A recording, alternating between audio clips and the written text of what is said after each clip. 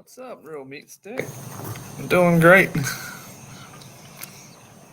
Drink a nice cold beer. Don't have to work tomorrow. It's all good.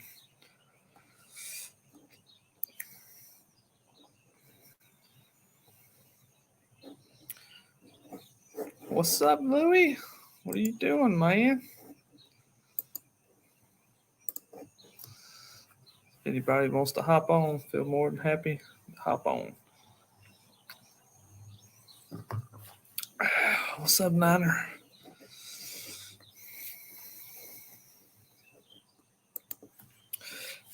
What is going on this evening, fellas? How's everybody doing?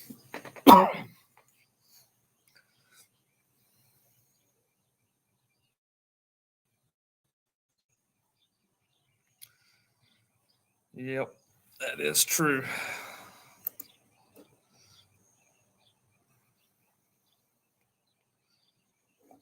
That is true. Dealing with all the typical stuff of life.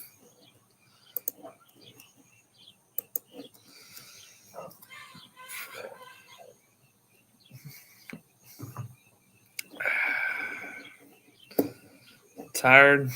I'm tired too, I ain't gonna lie.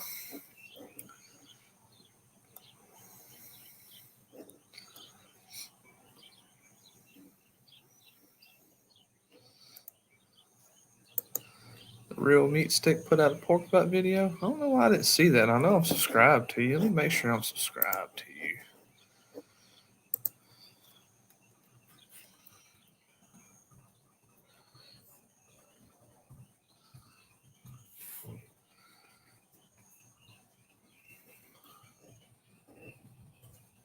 Well, that might be why. I'm bad. Like I said, I'm a horrible YouTube neighbor, but we're subscribed now. So now I'll be able to see your videos when they pop up.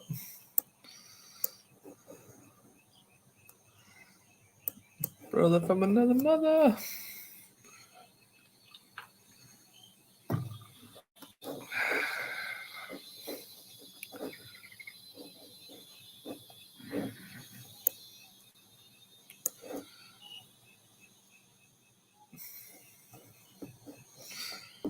So real meat stick. Are you the one that actually sells the meat sticks, or is that just your YouTube name?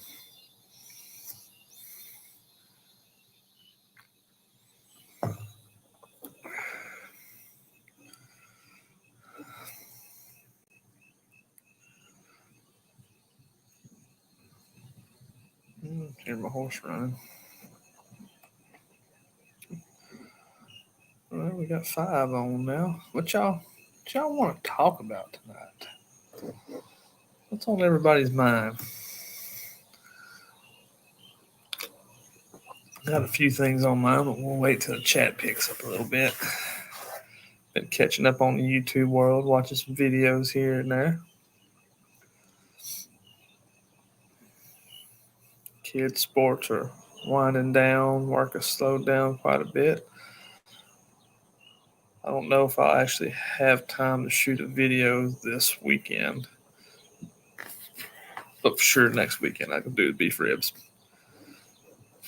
I'm gonna tell you what, Louie, I love jerk chicken. Love it. I haven't done it on my channel yet because I don't know. I guess I could do it. I did jerk ribs one time, authentic jerk ribs with a real marinade and all that stuff. It's pretty good. Yeah, jerk chicken's good, man. I like jerk chicken.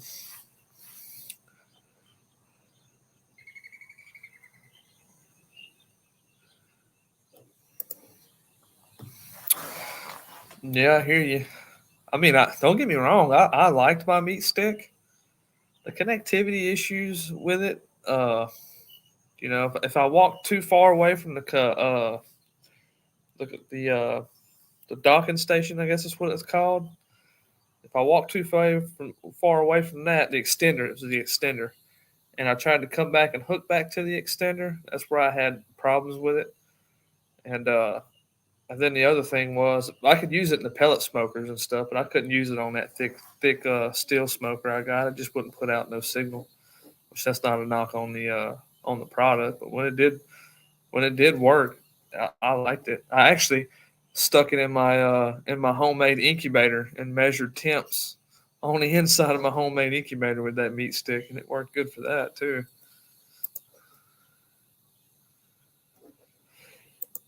Rick, yeah. So I've got a lot of sausage videos that I want to do. I recently bought a book. Dang it, what was the name of this damn book? The Art of Meat, Dry Curing, Sausage Making, and all that. It's a Marinansky book, and it has got some sausage recipes in it that are very intriguing that I definitely want to try and do videos on. The only thing about it is this done got hot outside, and that kind of sucks when you're making sausage. Thermalworks signal. I like Thermalworks. Thermalworks is actually the best one. They just pricey. Uh, man, back when I was a younger pit master and I was really figuring things out, I religiously used meat probes. Now I don't use that stuff as often. I'll use it like on chickens. Uh, I'll sacrifice a sausage and do stuff like that. But now I can pretty much like ribs, pork butts, brisket. I can pretty much cook all that stuff to fill now, so I don't use as much of that stuff as I used to. But I definitely like my thermopin for doing steaks and all that. And I've never used a billow system. I never rigged one up on a kettle or anything like that. Yeah, man, Louis, I got some sausage recipes that I want to show you out of that book, man. There's some off the wall sausage in there that it'd be very intriguing. There's a fish sausage in that book. I want to make a fish sausage, man. That'd be freaking pretty cool. They got a bacon sausage. Just imagine having a piece of sausage that tasted like bacon. I'm gonna make that one for damn sure. But it's also got a lot of knowledgeable facts in it, man. Let me see what that deadgum book was called. I can look on my Amazon right quick. But it definitely helped me up my sausage game. I'll give it that.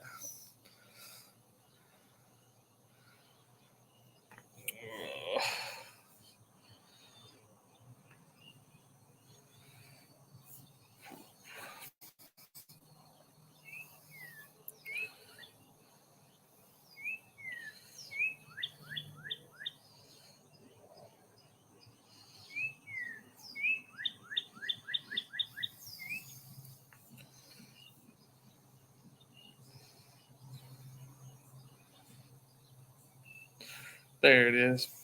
It's called the Home Production of Quality Meats. Home Production of Quality Meats by Stanley Marinansky and Adam Marinansky. It looks like that right there. There's some good info in this book that will help you level up your sausage game. And dry curing, wet curing, all kind of stuff, man. It's pretty cool.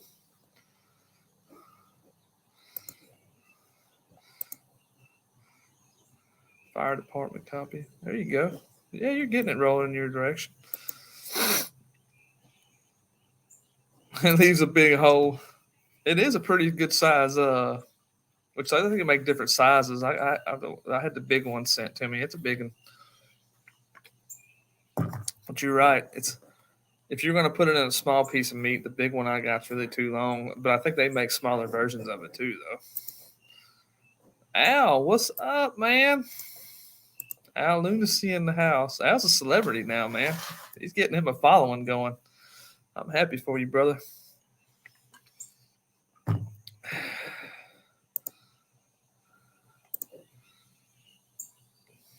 Memorial Day weekend. What kind of sausage you making?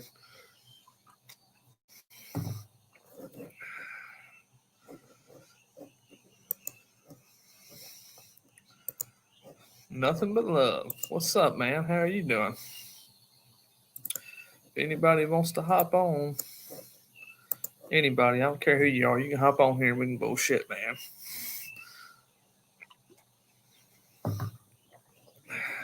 But yeah, definitely got some sausage. More sausage videos I want to film. I like waiting for when them pork butts go on sale at HEB and getting them for like 99, 89 cents a pound. And that's when I like to make sausage. And I like to take them pork butts and mix it with my brisket trimmings and do a half and half most of the time.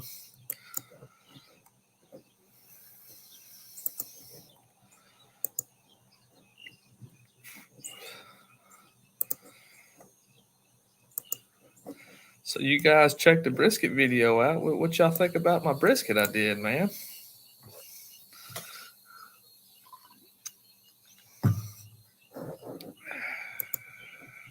Nothing but love. Hello.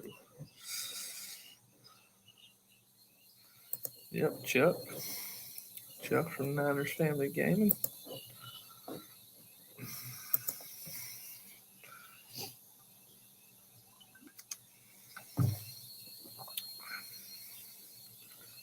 Bacon mac and cheese brats. That sounds like that's badass. I don't know if it's probably because I never had a real bratwurst before, because that's kind of a up north deal, and there's not a lot of them over here in Texas. But I've had the Johnsonville brats, and I've cooked them a couple different ways. I didn't care for them, man. Sada. I don't know if I'm a fan of brats or not, but if I got some that were probably made right, I probably would like them. But that all sounds good. Hot Italian sausage. I've had versions of that. That's pretty damn good. But bacon mac and cheese, you can't go wrong with bacon mac and cheese and nothing, dude. Randy, what's up? Randy's in the house.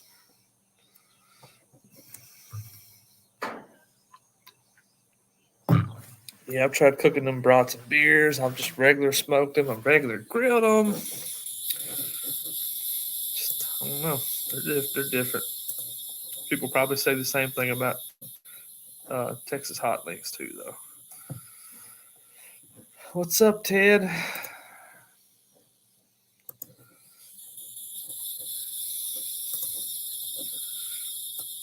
I'm gonna do a shoulder quad here before too long for you, Ted. I just gotta find me one. Probably have to go to a local meat market to find one. There's a meat market over here in Jasper that started selling them sides of beef. I thought about real hard about buying a whole side of beef and smoking that sucker whole. But then again, that's a pretty good chunk of change. Yeah, so I used to always do my lives on Thursdays. And I'm thinking about either going back to Thursday or Friday on my lives, just depending. At work, I work what they call a 980 schedule, where I work 4 9s one week and 8, and then 4 9s one week. So I'm off every other Friday. So I'll alternate them out. One day I'll go live Thursday, one day I'll go live Friday. If I don't have no obligations that evening. Tomorrow at 9, tri-tip. Louis wants me to do a tri-tip. I've cooked a bunch of tri-tips. I ain't never done. Well, I did do a video on some little bullshit ones I got from HEB one time, but they weren't like the ones they're selling now, the big prime tri-tips. I like cooking that tri-tip reverse seared like a steak. That's the best way to eat them, in my opinion.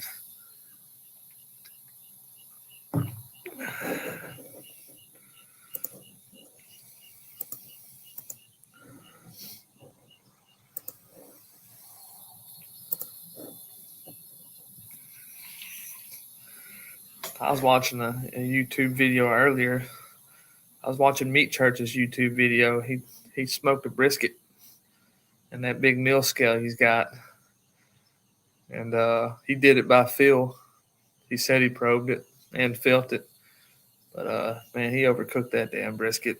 Some bitch was falling apart while he was trying to cut it. He's all like, "Man, my knife's dull." I'm like, "Nah, man, I can see that you overcooked that. You might as well just make pulled beef out of that some bitch." Pulled it way too late. When you pull brisket way too late and you rest it for a long time, that sucker will fall apart every time. I'll tell you from experience. Yeah, I got a video where I did Marcus, to answer your question. I got a video where I did tri-tip 2 ways. There were some little tri-tips from HEB, and I wasn't a fan of the tri-tip cooked like a brisket, man. Uh, just wasn't a fan of it. To me, a tri-tip's best if you eat it like a steak. Yeah, I did. I got a video on some beef cheeks that I did that were kind of a modified version of Leroy and Lewis style beef cheeks. But they were good. I made tacos out of them. They were damn good. Yeah, he ruined that. He overcooked. I won't say the brisket was ruined. It was still edible, but he definitely overcooked that brisket and blamed it on the knife cutting it. I don't care how sharp your knife was. You overcook that brisket, it's gonna fall apart. It is gonna fall apart. I'm telling you right now, if you take a brisket and pull it off at a 204, 205 internal temp, you're better resting it a few hours and cutting it that day. If you take it at that internal temp right there and let it rest overnight, it's going to get too tender and it's going to fall apart the next day. If you're going to do an overnight rest and you're going to judge it by internal temp, you want to pull it at 190, 195 ish, and then rest it overnight and it won't fall apart on you. But me, as y'all saw in my video, how I cook brisket right, is I didn't even put an internal probe or nothing in that sucker. I cooked it by feel the whole way. Once you shove your thumbs up underneath where that thickest part of the flat is, underneath the point, and it feels kind of like soft, like a sponge, and that brisket's got a little bit of flex to it, it's good. Pull it off, man, and rest it. If you're going to cut it that same day, you need to let it go longer, though. Yeah, Meat Church, he screwed that up.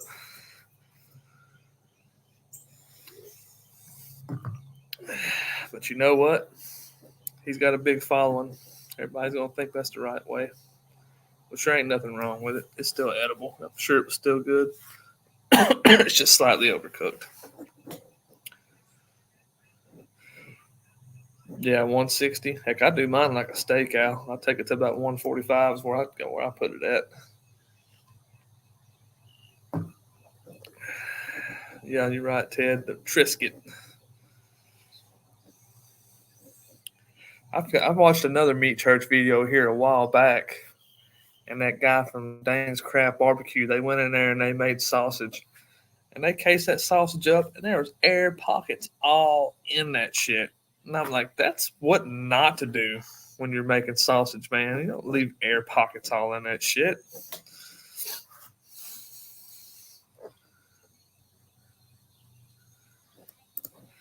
And see, well, so part of that statement's true right there, Ted.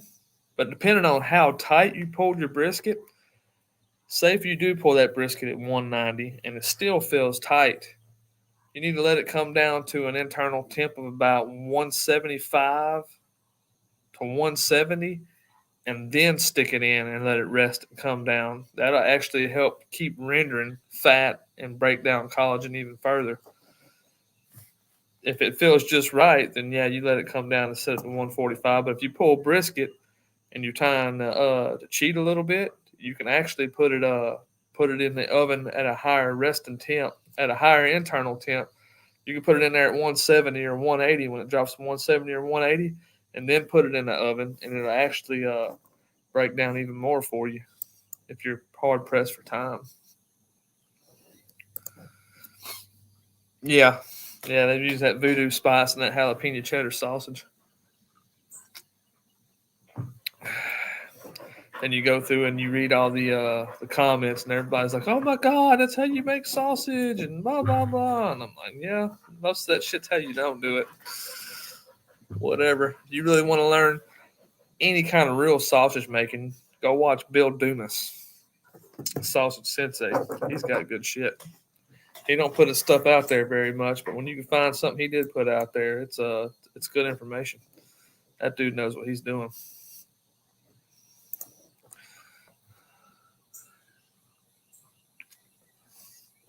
But when you get a following of 400 something thousand followers, you can go on there and cook a turd like a brisket, and everybody's going to be all for it, man. Just the way it is. Gorilla Joe, what's up, man? How you doing this evening? Franklin's I watched another YouTuber yesterday, Smoke Trails Barbecue. I, I don't agree what he does on his channel all the time, but he is entertaining. I'll give him that. He's a goofy son of a gun, but he obsesses with Franklin style brisket. He tries all kind of crap to replicate Franklin style brisket. It's funny.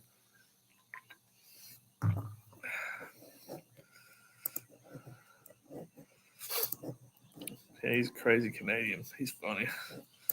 Editing some videos. How many you got in the pipeline, Joe? I don't have none in the pipeline. I'm officially out of videos. I done let that fall by the wayside. I may shoot a cleaning my smoker and seasoning my smoker video out. Maybe Sunday if I got time. It needs to be cleaned bad. There's so much crap piled up, caked up in the bottom of it. It's unreal.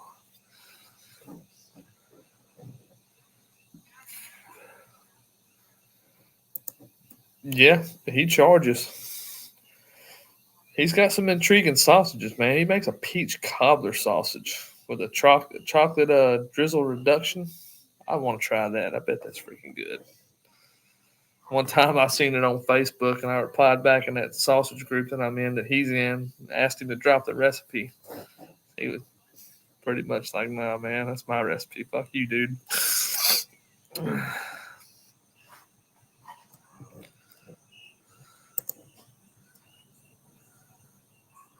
Mail call unboxing.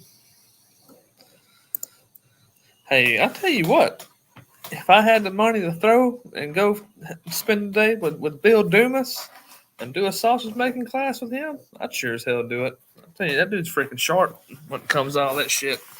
I've been following him for about 6 years.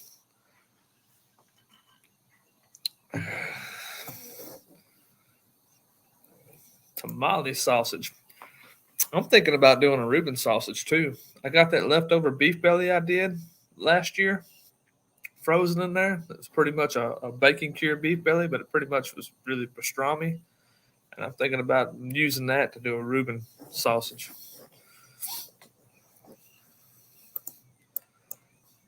I think that'd be good. But I got all kind of damn ideas and all kind of stuff I want to do. I just got to find the time to do it. And sausage making is sausage videos are the hardest videos to freaking film. There's so much that goes into making sausage and getting it all on camera. And your hands get all dirty, and then you got to mess with your camera. You got to set stuff up. You got to grind. You got to stuff. You got to clean all your shit. And when you're doing all that outside, it sucks. One day I'll get me a portable building set up in there as like a meat shop for everything. Yeah, I'm gonna do something like that. I'm gonna do some hardcore research on it though before I get too carried away. But I think sauerkraut would probably be fine in the casing. Somebody else made one not too long ago. You know what? It was Bill Dumas that made one, but he ain't gonna share no secrets. That's how he makes his living. Well, Nightbot decided to work tonight. Nice for them to join us, huh? You can put pineapple in there, but you got to deglaze the pineapple and get the enzymes out of it that will eat through the sausage. If you grill it or saute it, then you can put the pineapple in your casing. That was a chud fell, but he knew that before he filmed the video anyway.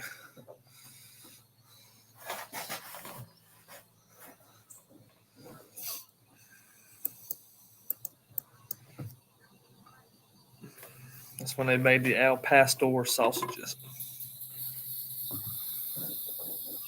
Sausages are blank canvas, man. You can do anything you want with that shit. Believe it or not, one of my favorite sausages to make is country style pork sausage, but I like making chicken sausage too. Now that I figured out a good recipe and really how to do it.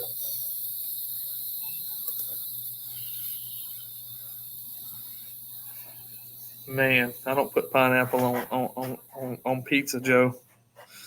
Can't do it. Hey, man, there you go, Joe. That could be a video that might put you out there, man. pineapple, Canadian. I like Canadian bacon and mushrooms on my pizza. That's what I like.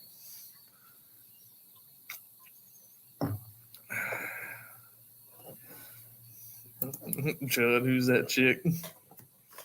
Oh, Chudster. I don't know. I ain't watched none of his videos and freaking. I quit watching him a long time ago. After he apologized for being a straight white male, I was like, yeah, I'm done with that shit. I bet pepperoni pizza. Yeah, I've seen that on Savala's YouTube. I bet that's freaking good. I like pepperoni pizza and sausage. I bet that'd be badass. Yep, Randy. Randy's funny. I just look. I'll take a pineapple and eat it plain all day long, or I'll put it in a pina colada or margarita or whatever. But as far as pineapple on pizza or mixed with any meat, even al pastor tacos. I don't even like pineapple on al pastor tacos, but I'll eat pineapple in itself. But I just don't like it with my meat. That's just I don't know why. I've always been that way. Maybe I'm a little weird.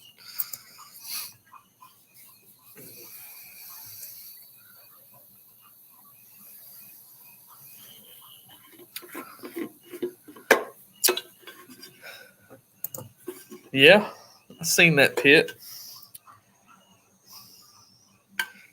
I made a video on fire management a long time ago, last year. And the key to having an even fire in your firebox, in your chamber, is to have the same size opening in your firebox versus the same size opening going out your exhaust. The pit don't have to be made like the way that Goldie's made it for that to be possible. My hot spot, I do have a little bit of a hot spot. Every pit's going to have a little bit of a hot spot. I've got, from the end, my end cap to my grate, maybe about a 1 foot hot spot. And I can use the rest of everything in there because my exhaust coming out of my firebox and my exhaust coming out of my smoke collector are the same size. That's how you draw even heat in a smoker. I say that to say this. The exhaust going out of the firebox in Goldie's pit is the same size as the exhaust going out into the smokestack on their pit. That's why that pit runs more even across the grate, and because you just got a 6-inch hole right here and a 6-inch hole over there, 8-inch, whatever it is. But there technically is still a hot spot in there. When they did their biscuit test the other day, you can tell that some of the biscuits toward the. But there technically is still a hot spot in there. When they did their biscuit test the other day. You're echoing. But yeah, there's still hot spots in that pit. Really, that's why you put an oversized firebox on your barbecue pit. You can put your fire closer to the door. You don't have as big a hot spot in your cook chamber too. What's up, man? How are you, pal? Been waiting to talk to you for quite a while. No. Yeah, it's been a minute since I got back in the swing of things. So when we used to talk, I went under a different name. It was Little Tony Soprano. Oh, no way. Shit. And I kept saying, man, I'm waiting for that one opportunity where, I can join in. But I never had the, if it wasn't for Al Lunacy, I never would have had the courage to be able to do something like this. He really kind of got me out of my shell. That's good. When I first started my YouTube channel, I was no face, man. It took me a while to get on camera and actually lighten up, and then it took me a long time to even do my first live. But I decided to do it one day. But Al's good people, man. I'm happy he's starting to get more followers. I'm still envious of that massive 250-gallon pit that you built in your yard. Yeah, that was the whole reason I built that pit. Was I really wanted to. So what really intrigued me to build that? So there for a while, I was obsessed with making a pellet smoker taste like a stick burner. I built my own pellet smoker. I did a video on all that burns sticks and pellets, but I could never nail that flavor down. So I went to 1701 Barbecue in Beaumont, Texas, here about 2 years ago. Not long after they first opened, was like, all right, I'm going to get me some good stick burner brisket in there. And I don't know if they had an off day or what, but that brisket sucked. I put out better briskets on my pellet smoker than that. I said, man, I just paid $30 a pound for this shit. And I was like, that's it. I'm going to Academy and I'm going to buy me an offset smoker. So I go in Academy, then I buy that Old Country Brazos and I do the modifications, put a smoke collector on it and all that stuff. And then that's when I kind of got into YouTube, started shooting a little bit of videos on that, all the modifications that I did. And then I desired more. So I'm like, all right, I'm going to build a full blown stick burn. Then I built that 250 gallon and started putting out some kick ass barbecue on it. What I've really been missing on. But I built that sucker in about 6 days. I worked my ass off on it with a cold front blowing in and the freaking rain. A year and a month do your first live? Hell yeah. But yeah, it took me about.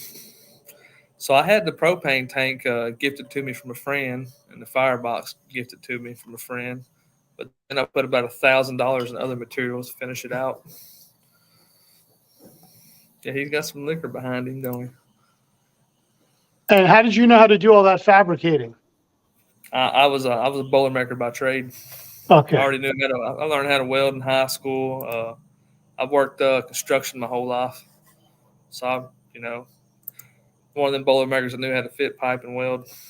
So when I could, yeah, I drew me up a plan on all that, had everything pre-butted, just jump into it. I started doing.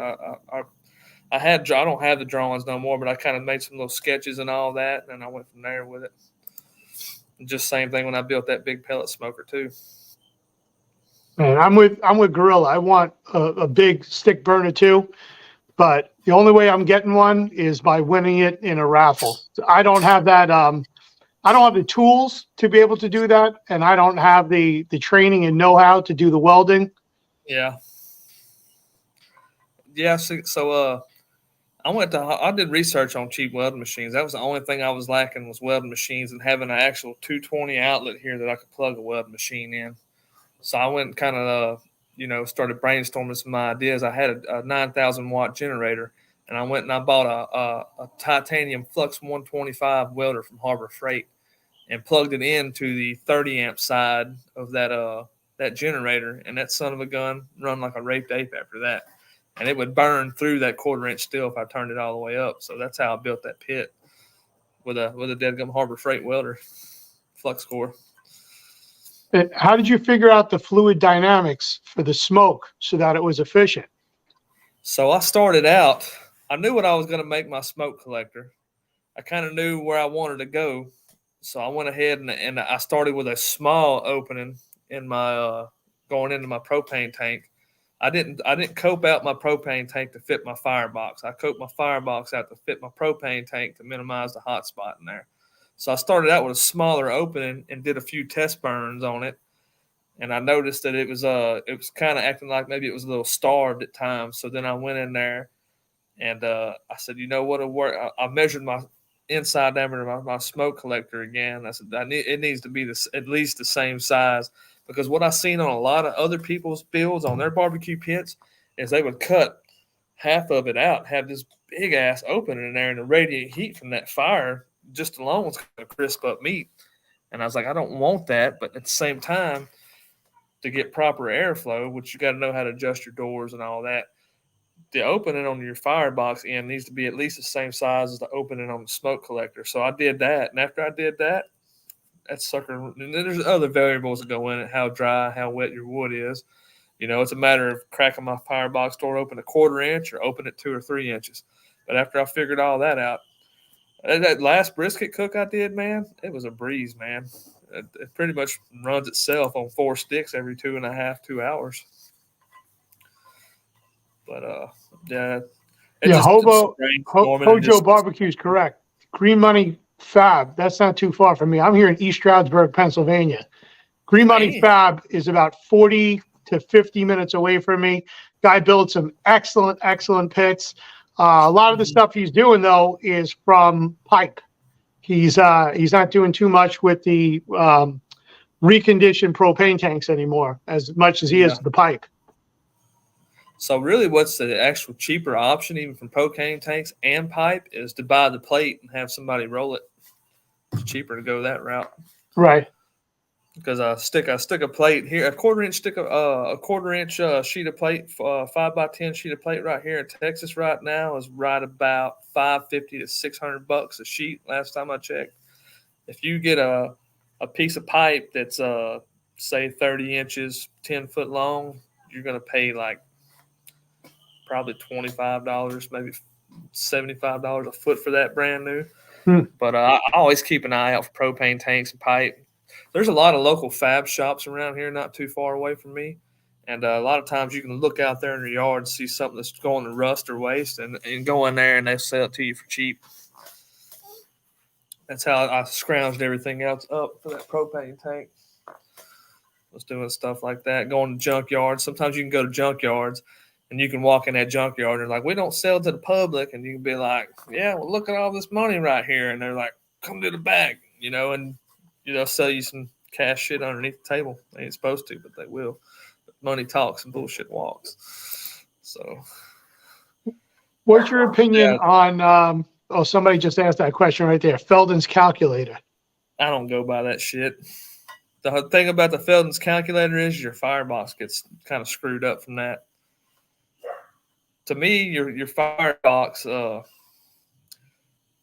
So that pit right there, I'm trying to think of what the overall length on that though is. 84 inches. So I made the firebox 42 inches long on that. The thing is, you want to put a bigger firebox on there where you can manipulate your fire, move your fire up, down, back, however you want it. If you put a small firebox on there, then your fire don't have nowhere to go.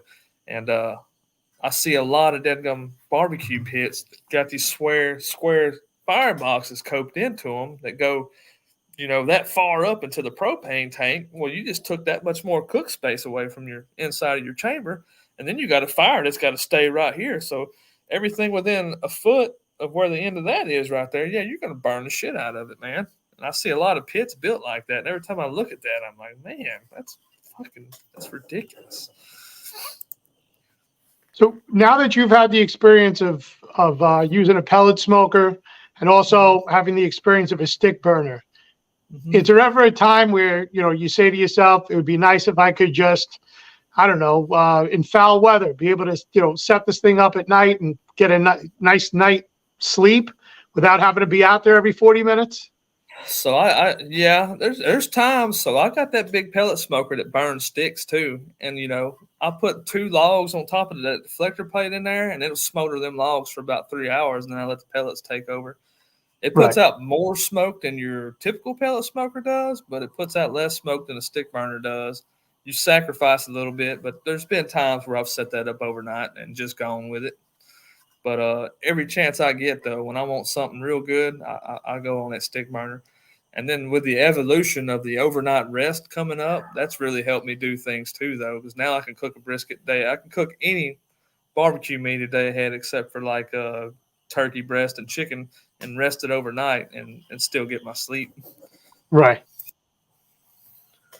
Franco Farms, what's up?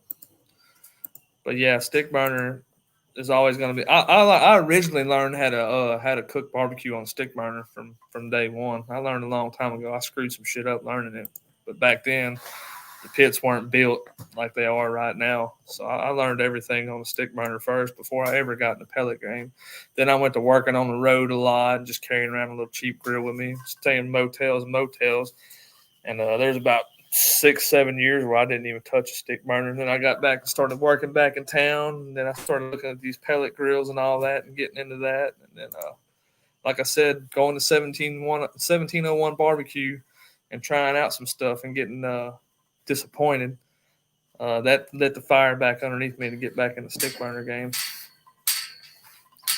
Which I've gone back to 1701 since then. They do got some good stuff there. I ain't not. Yeah, I don't drink too much beer when I'm out there at the pit. On a cold day, I will. When it's hot, I don't. My God, you get dehydrated. Yeah, stick burner is the way to go. If you want the absolute best barbecue, it's going to be on a stick burner. It's just that's the truth about it all. I've always wanted one. I'm in a raffle for one this weekend. There's about 250 entries. The guy sold out within the first 90 minutes of putting it out there. We've all been waiting since February. Oh, no, he didn't scam y'all, huh? It feels Drum like that. smokers? That's the one smoker I've never used. I've never used a drum smoker. I've seen them. I've looked at them, but I've never been intrigued enough to really mess with a drum smoker. Heck, I got a cut off piece of pipe left over from that firebox right there that I'll just chunk a bunch of wood in and grill steaks over it. I'll use that a lot too. Do open fire grilling. I gotta go grab me another beer. I'll be right back. So I was thinking about doing was grabbing a beer myself. Beer run.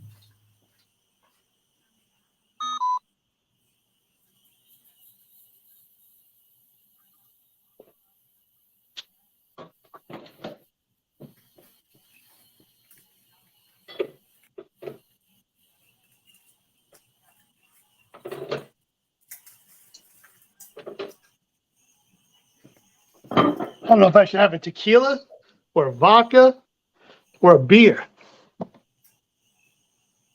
I've got quite the selection of alcohol, and I don't know what to drink. Somebody give me a suggestion. Put something up there on the screen. What am I drinking?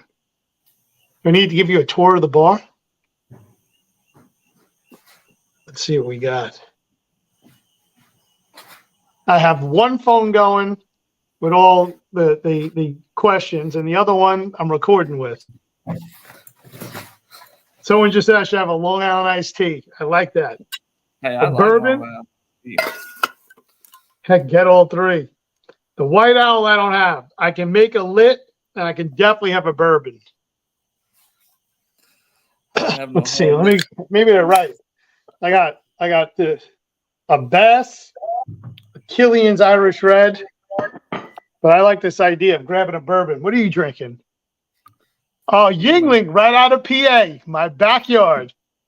I like it. That's become my go-to beer. Yeah, Yingling is made about 45 minutes from me.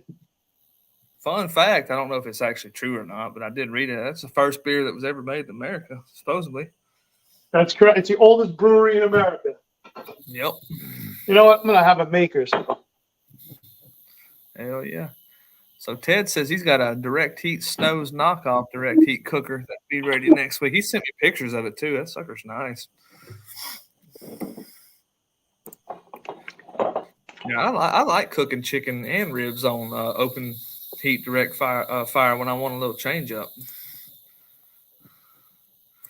Yeah, I like Long Island iced tea. Long Island iced tea is good.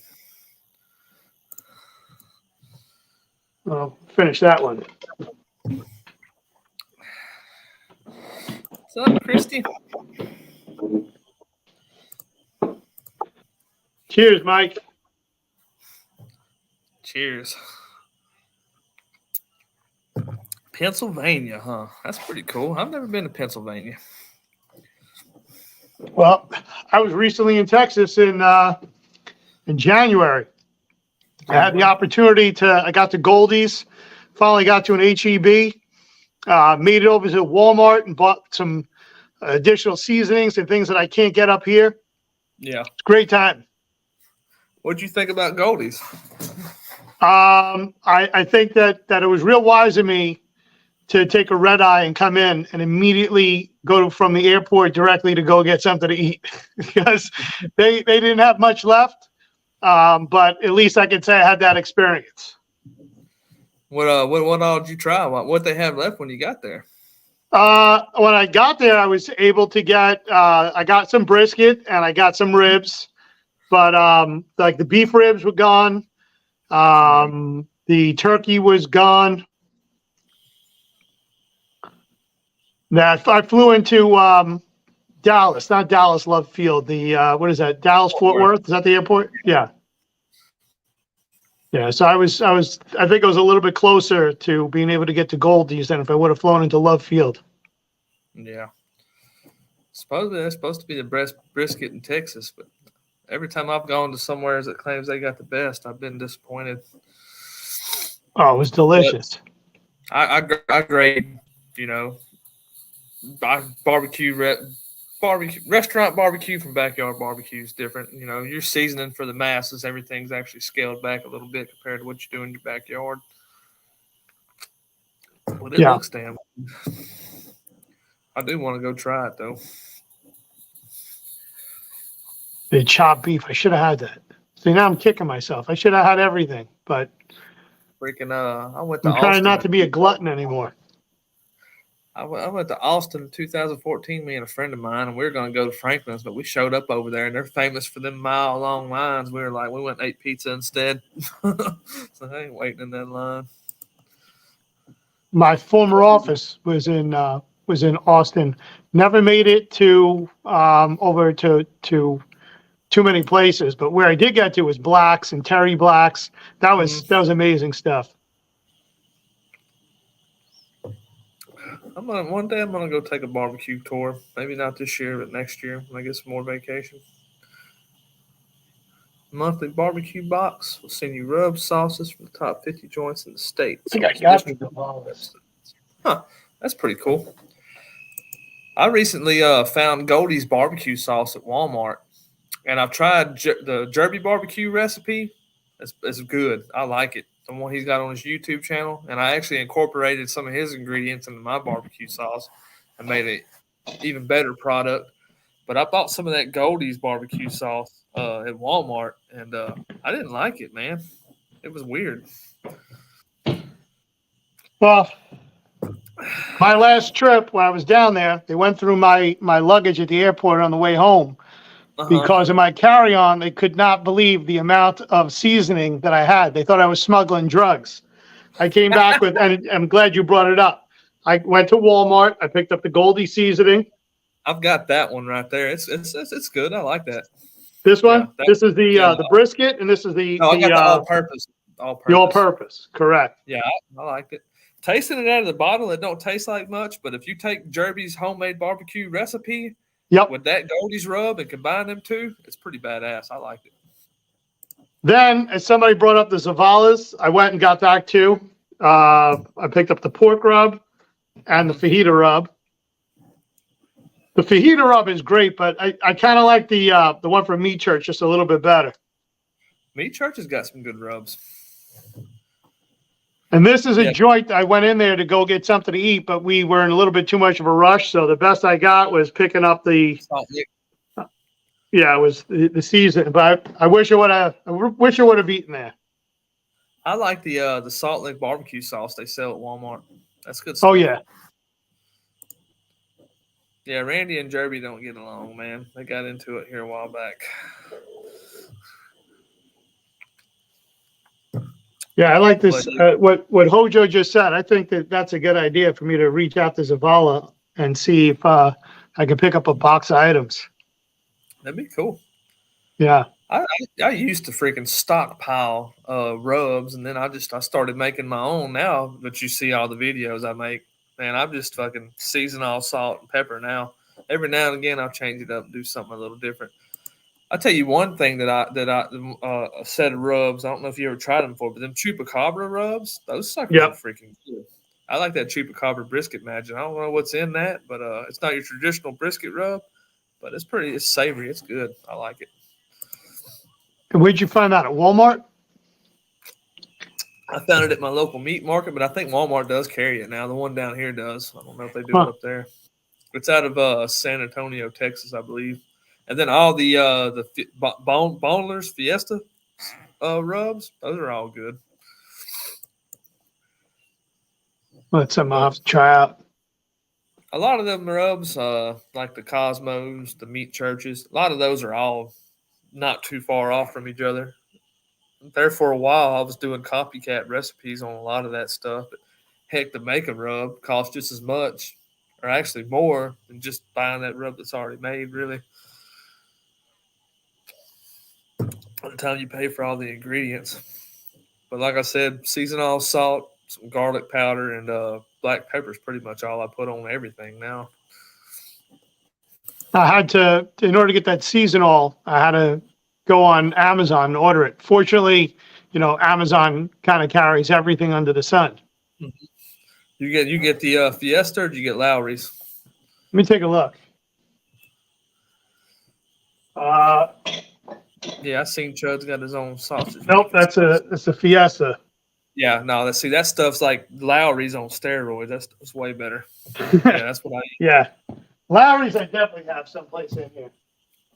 I got Lowry's too. I use it when I run out of Fiesta. Oh, there it is. Yeah, I mean this stuff I can get at the Restaurant Depot. This, on the other hand, they don't carry up here. This is nowhere in the Northeast. Nope, that's made in San Antonio too. Yeah. That's good shit though. Just don't read the ingredients in it though. It's not good for you. It's got some MSG and all kind of other shit in it. Well, that's what makes it taste so good. Uh-huh.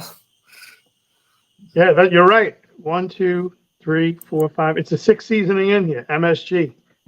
Loaded. Yeah, it's got stuff in it, but you know what? When I look at it, we're all gonna die one day anyway. Might as well eat good while you're here.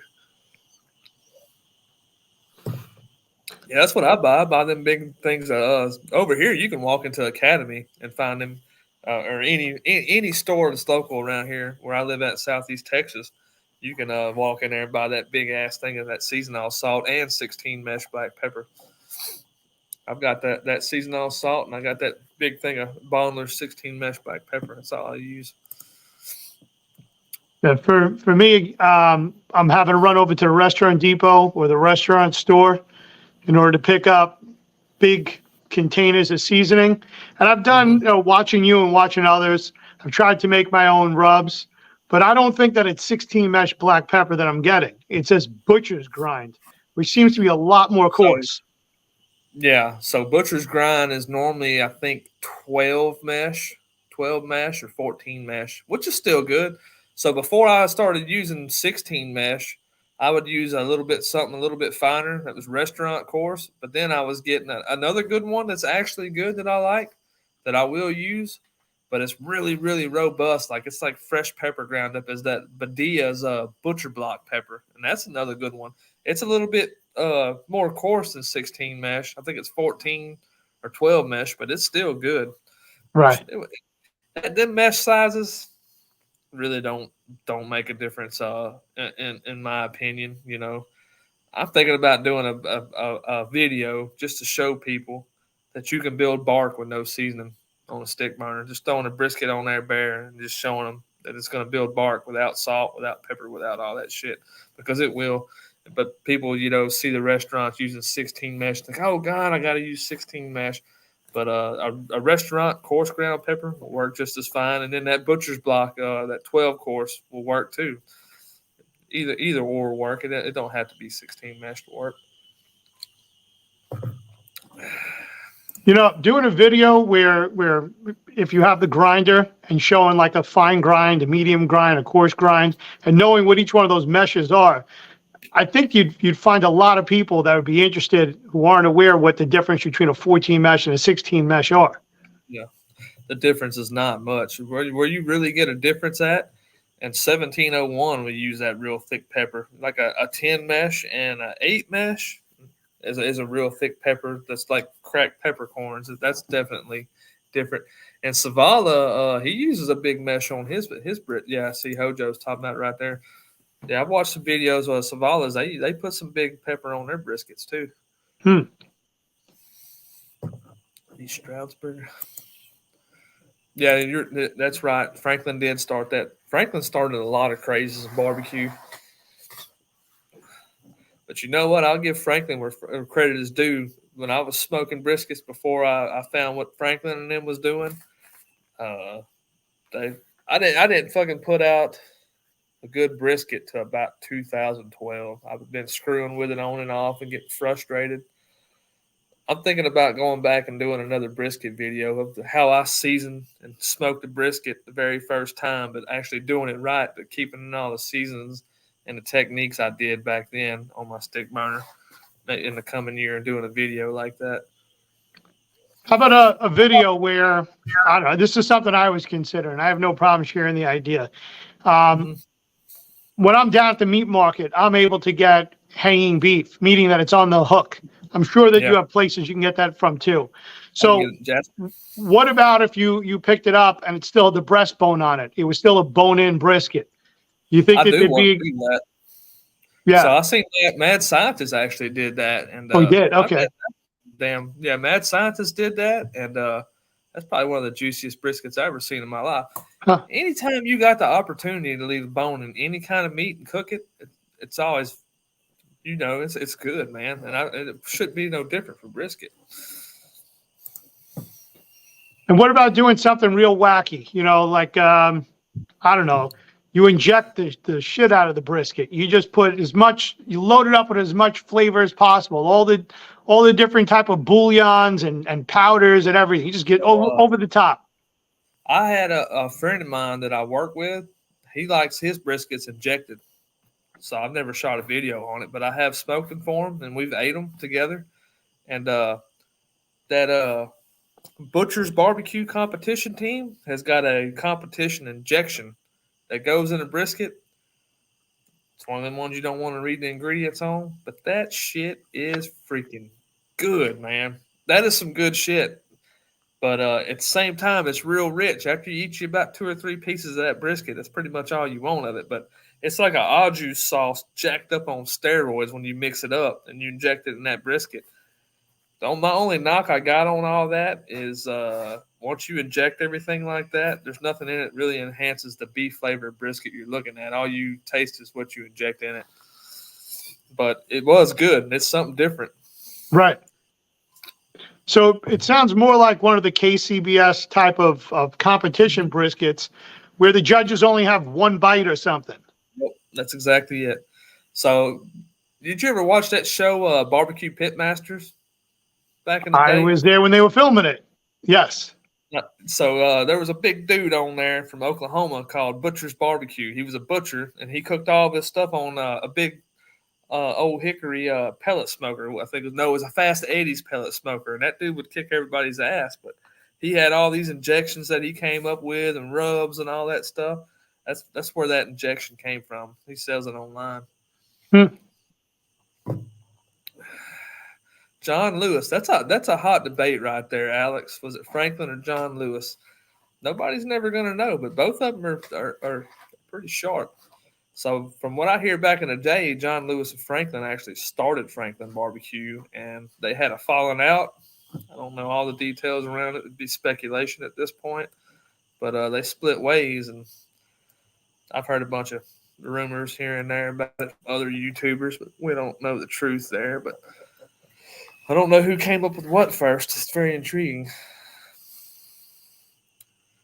Yeah, John Mueller is the pioneer of Texas barbecue. That's where Franklin and all those guys actually learned their stuff from the Mueller family.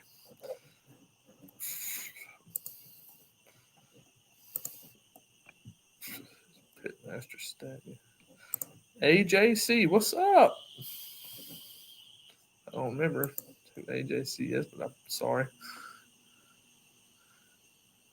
Oh, that was Guggen. He got 2. Yeah, that's all good, man. But yeah, there's so much freaking history in Texas barbecue. And there's other barbecue out there that's good. But man, Texas barbecue at the end of the day is still the best. I watched all the videos where Mad Scientist barbecue and Joe Yim, they went around and tried all the iconic barbecue joints in Kansas City. And it didn't sound like they were too happy with most of them. Which Kansas City barbecue is mostly sauce and rub anyway. But it seemed like Mad Scientist in that video was a little bit under the weather too. Mm-hmm. In the first one, definitely. Yeah. And then they went and tried saltgrass. And saltgrass is so like barbecue back in the late 80s.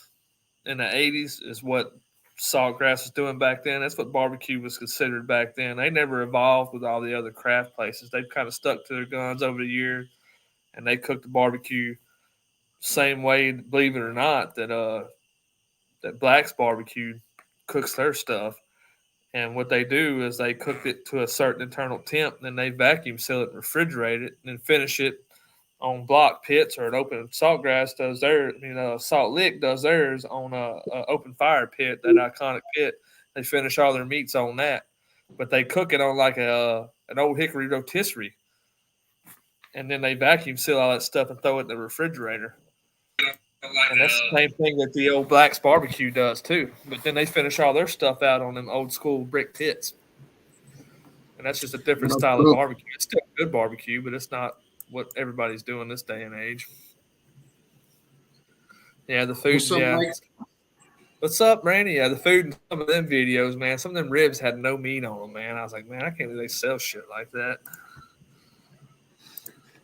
What's up, Mr. Your name's David, right? Correct. Yes, sir. Yeah. I caught you on your chili baby back ribs. Chili baby back ribs suck, dude. What's up, Lance? I caught you on your premiere earlier today, man. But I was in a plant, dude. My phone didn't have no service. Yeah. What was your Alex says? What was your thought? Well, I just caught the beginning of it. I was like, "What's up, David?" And then after that, my phone wouldn't even connect no more. That little wheel was spinning. I missed the whole thing. Yeah. You cooked a pork butt, huh? Yeah, I did an experiment where, kind of like I was suggesting to you for the brisket, just like, inject some stuff in it, do something a little bit different. So what I had done is I took the South Chicago lard, I melted it down and injected that back into the brisket, into the pork butt, because if fat is flavor and I'm dealing with something that's 70-30, let's go 50-50. Let's load it up with fat. Yeah. And then knowing that like the Meat Church Voodoo is a little hot, however, the Zavaldas is a little more sugary. Let's combine those two together and see what happens.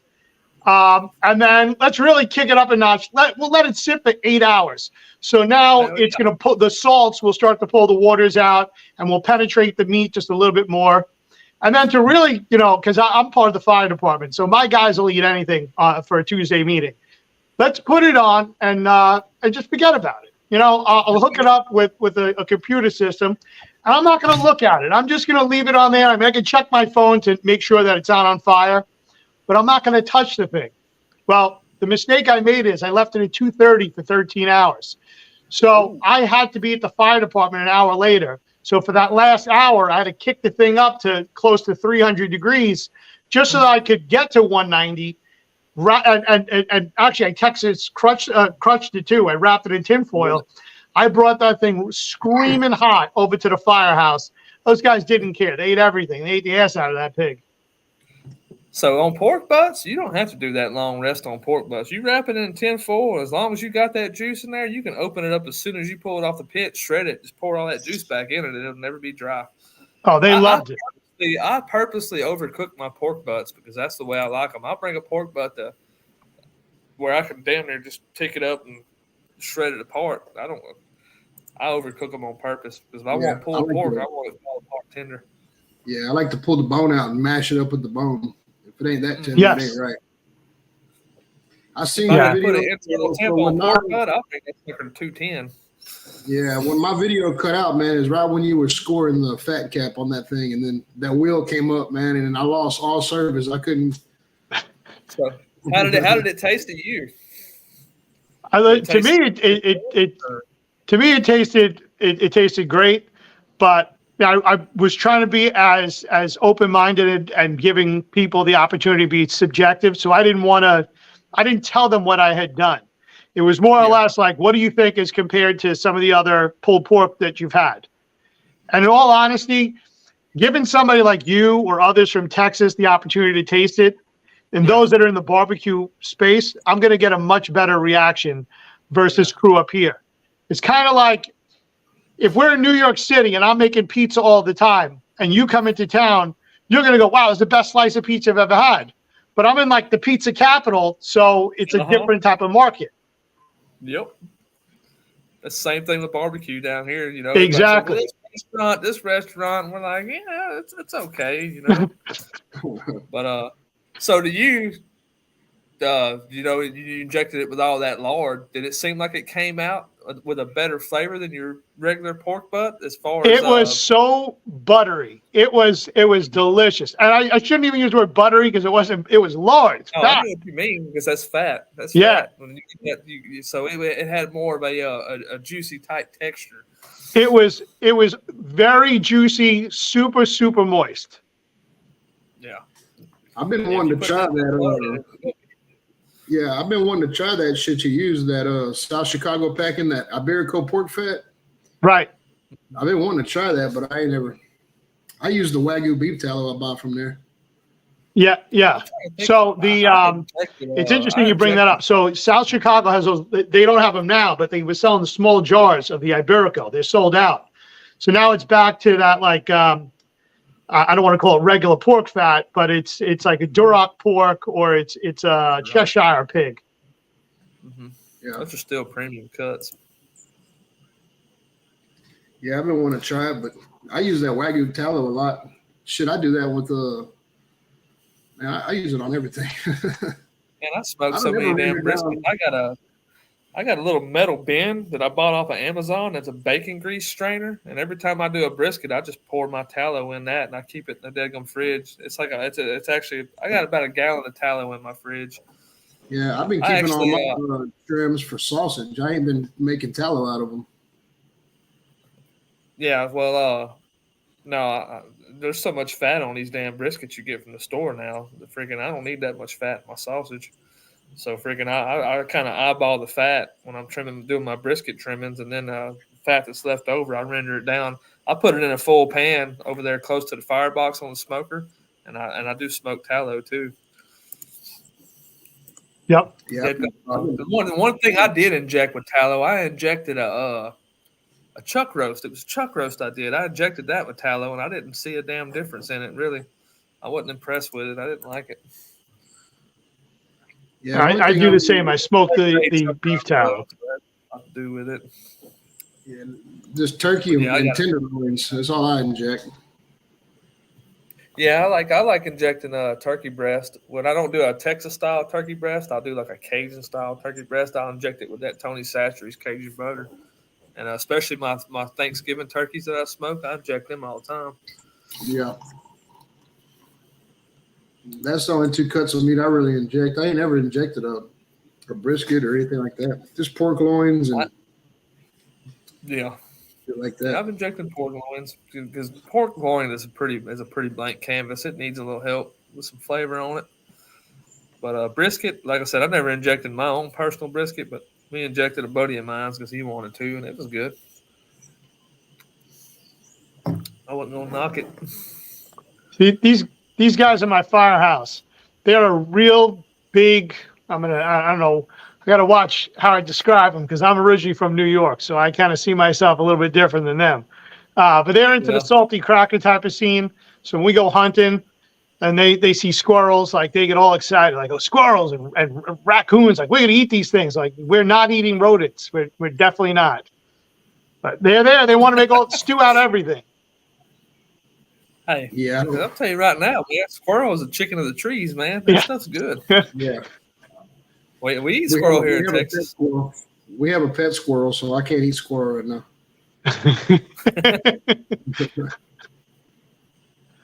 They want to go snout to tail on everything. I would smoke squirrel, but squirrel's tough, man. But I do want to do a video on a Cajun style cured rabbit, though. That's some good eating. I live right here on the Louisiana-Texas border, so it's kind of a mix of East Texas barbecue, Mexican food, and Cajun food all in one spot right here where I live at. So you get and seafood. We got badass seafood here too. So you get everything right here in this area where I live at. It's pretty nice. Yeah, I'm getting overrun by rabbits out here in my property, man. Fucking rabbits. I said I'm getting overrun by rabbits out here, man. I can walk out there in the front yard and there's 5 rabbits. That'd be good come November. I see rabbits. But then there's a deadgum lady that lives over here in a couple towns over from me. She slaughters her own rabbit. I can go over there and buy rabbit meat from her by the pound. It ain't that gamey shit we kill out here in the yard. Right. It's actually pretty good stuff. I'm gonna do a smoked rabbit video with some of that too. Yeah, Hojo is right. That is an amazing recipe he just put up there. He is 100% correct on that one. Mm-hmm. Yeah. No, I've injected pork butts with Cajun butter before. That's good shit. And I probably sound like a hater because I don't fuck with Goldies or Chud or Stale Cracker and other guys. I just can't stand them. Fucking Meat Church, fucking Jeremy I O. like Snow Cracker because, man, my dad had some friends when I was growing up when I was a kid that were crazy coon asses, and they were just like that dude right there, man. They were a freaking trip. So, as far as Goldies and Chuck, I mean, you know, I unfollowed both of them just because of all that drama and all that crap, and Yeah. I ain't gonna get into it on here, but there was just some stuff that was said I didn't agree with, and so I quit following them guys. And yeah, what they do is great. They're experienced guys, but I know my shit too. I don't need them. Yeah. I can't stand the arrogance. Yep. Yeah, that was Man, like I said. We won't get into it on this one, but that's how I feel about it.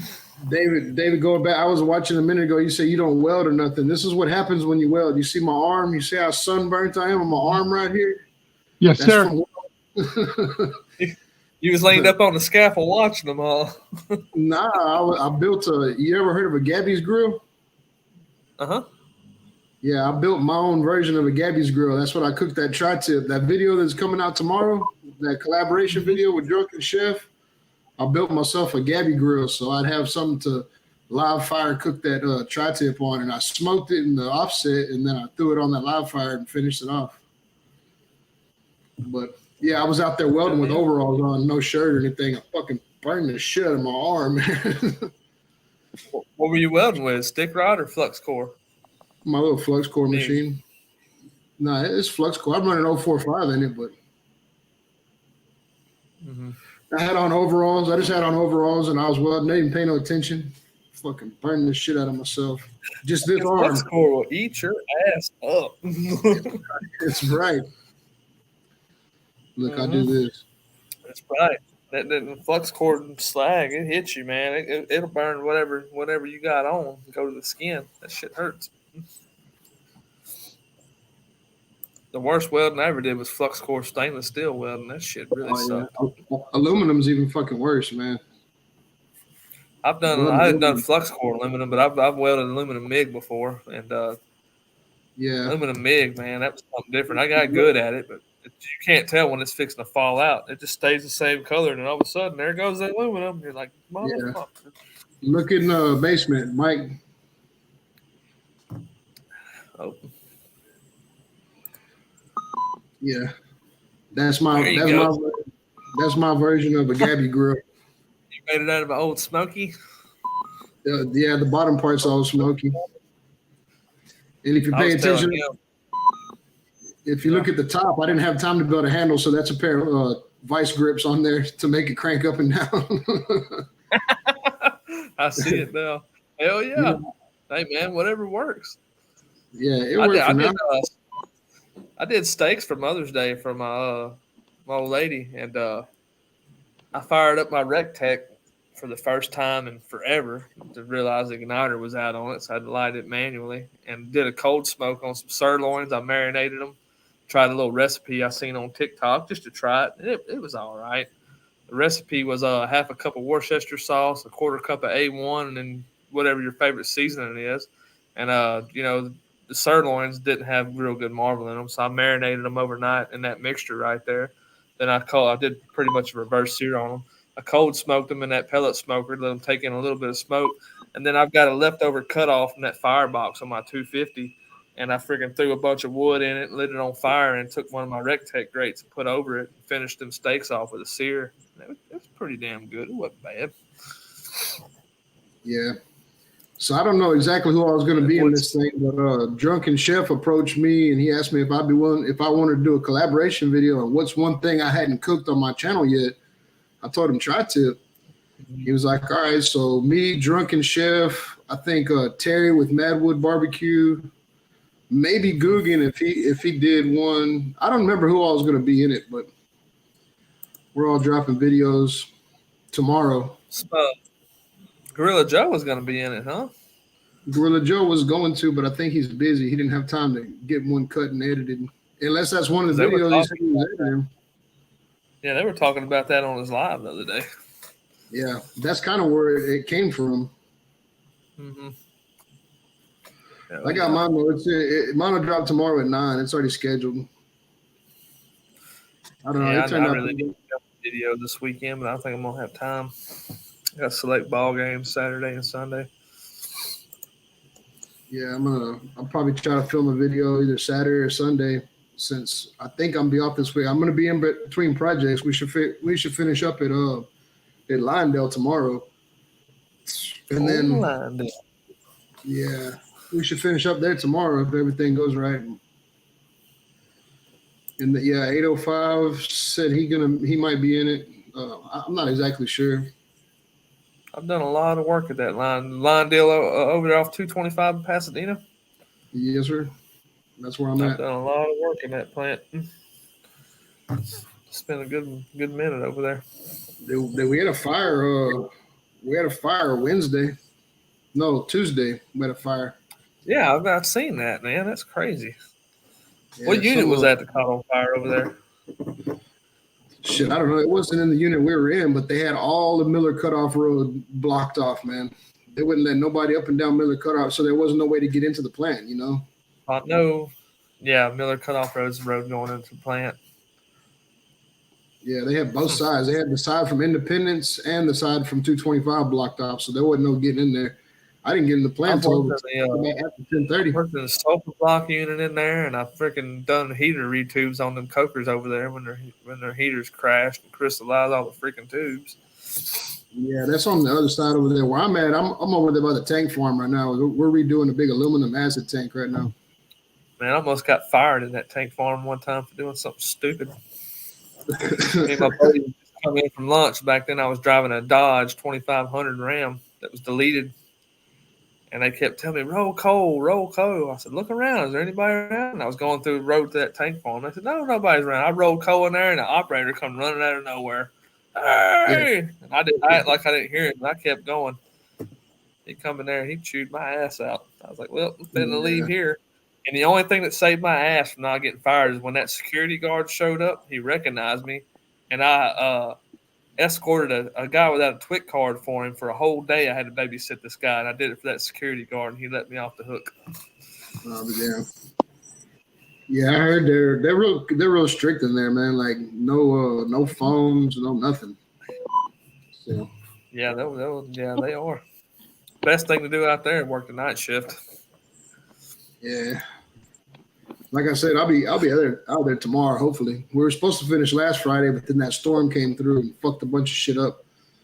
And there so were now, some good guys in there that we had good relationships with, though.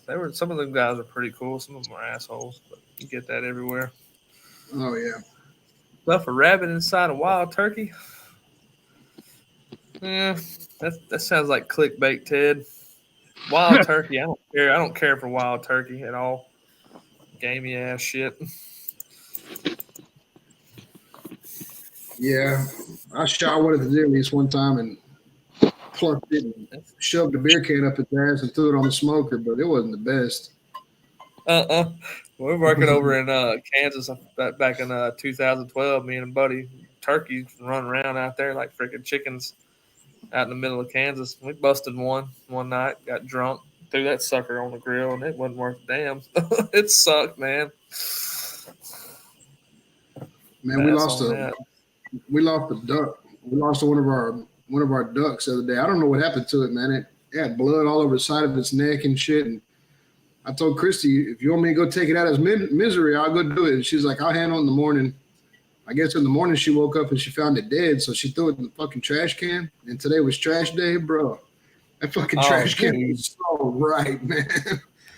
I bet there's maggots all in the bottom of that sumbitch. Oh god damn, dude.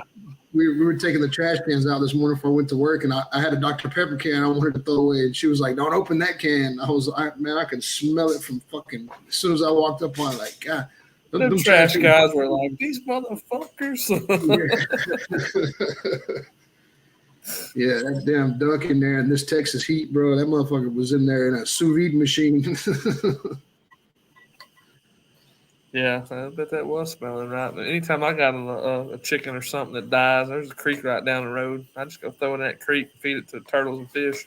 Right, we got a fucking swamp right over the fence. I don't know. You know, Christy, she makes pets out of everything, so it was probably her pet. I would have just threw it over the fence in our swamp, let the turtles take care of it. But She said I double bagged it. yeah, you fucking sous vide it. What's up, Kyle? So Yeah. Kyle. I don't know if it's something that I somewhat cared about, I'll go ahead and bury it. Yeah, I had to bury one of my little banty hens the other day. Freaking, she was sitting over here, and a chicken snake come in here and ate all of her eggs, then tried to eat her, couldn't swallow her, and spit her out. So every chicken snake I see from here on out, it's gonna die. Yeah, man, I gotta go out there and mow that back grass before I fucking get a bunch of snakes, man. Just I've after got all tons this of snakes in rain. this barn. I never bothered nothing up until I ran out of dead gum eggs for them to eat. Now they starting to eat everything. You guys get coyotes too?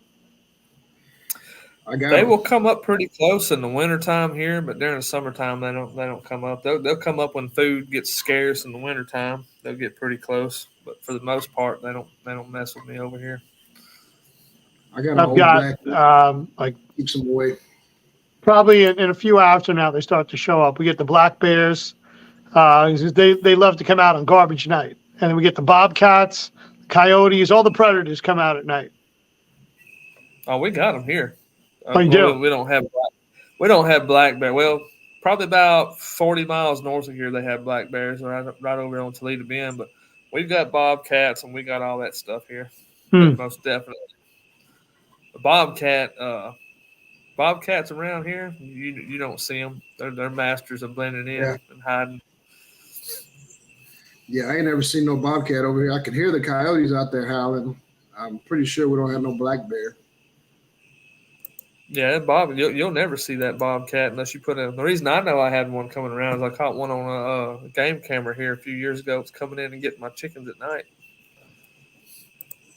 But I definitely had one here. But then again, the bobcat don't come up here until the wintertime when they're really hungry. Yeah, we got owls. The rabbits here. I've got owls too. Yeah. Got everything just about. I got woods on both sides of me. I got a creek on one side, a swamp on the other, and it's woods on both sides of me. So, I live. My yard is just a passway. Yeah, I've had some neighbors move in behind me and off to the side of me, but I'm surrounded by heck. I was feeding my horses this evening. I found me a little baby box turtle. I was feeding my horses. Oh yeah. Mm-hmm. You see my video of me building those things for Uncle Steve, Mike? I don't think I've seen that one. I had to build him some balance beam stands. I haven't watched it, but I think I've seen something on it, but I haven't watched the whole thing. I'm a bad YouTube neighbor sometimes.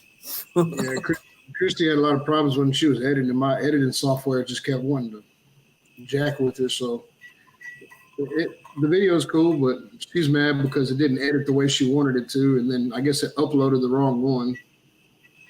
Yeah, she edited like her rough cut, or it uploaded her rough cut. It didn't upload like the edited one. So, what were y'all using it for editing hardware? We have Coral Studios. Coral Studios. I'm still using CyberLink Power Director. Yeah, keep using it till it fails. I thought that was what was going on with this one because this that Coral Studios came with this computer when I bought it, and I figured it was one of those free versions or something. They probably would let you play with it for a little while and then wanted you to upgrade it. Yeah. So I was thinking I was fixing to have to buy something else. But then that video she uploaded with my tri-tip, it turned out good. So I don't know. keep using it until the wheels that come Power off. Director now they don't make the version where you buy it one time now. Everything's going to a damn monthly prescription now. So I think I got the last version that you can get and download to your computer and pay for it one time. Because I'm David, not what do fixing you to use pay for editing? that monthly. What do you use for editing? What do you use for editing videos? Editing videos. Oh, editing the video. So I started off using iMovie, but I went over to Final Cut Pro now. Final Cut Pro. You got to pay for that monthly, or is it one time? No, I bought it outright. I got a 6-year-old, so I said that I needed the educational discount. Hell yeah. How much was that buying that outright?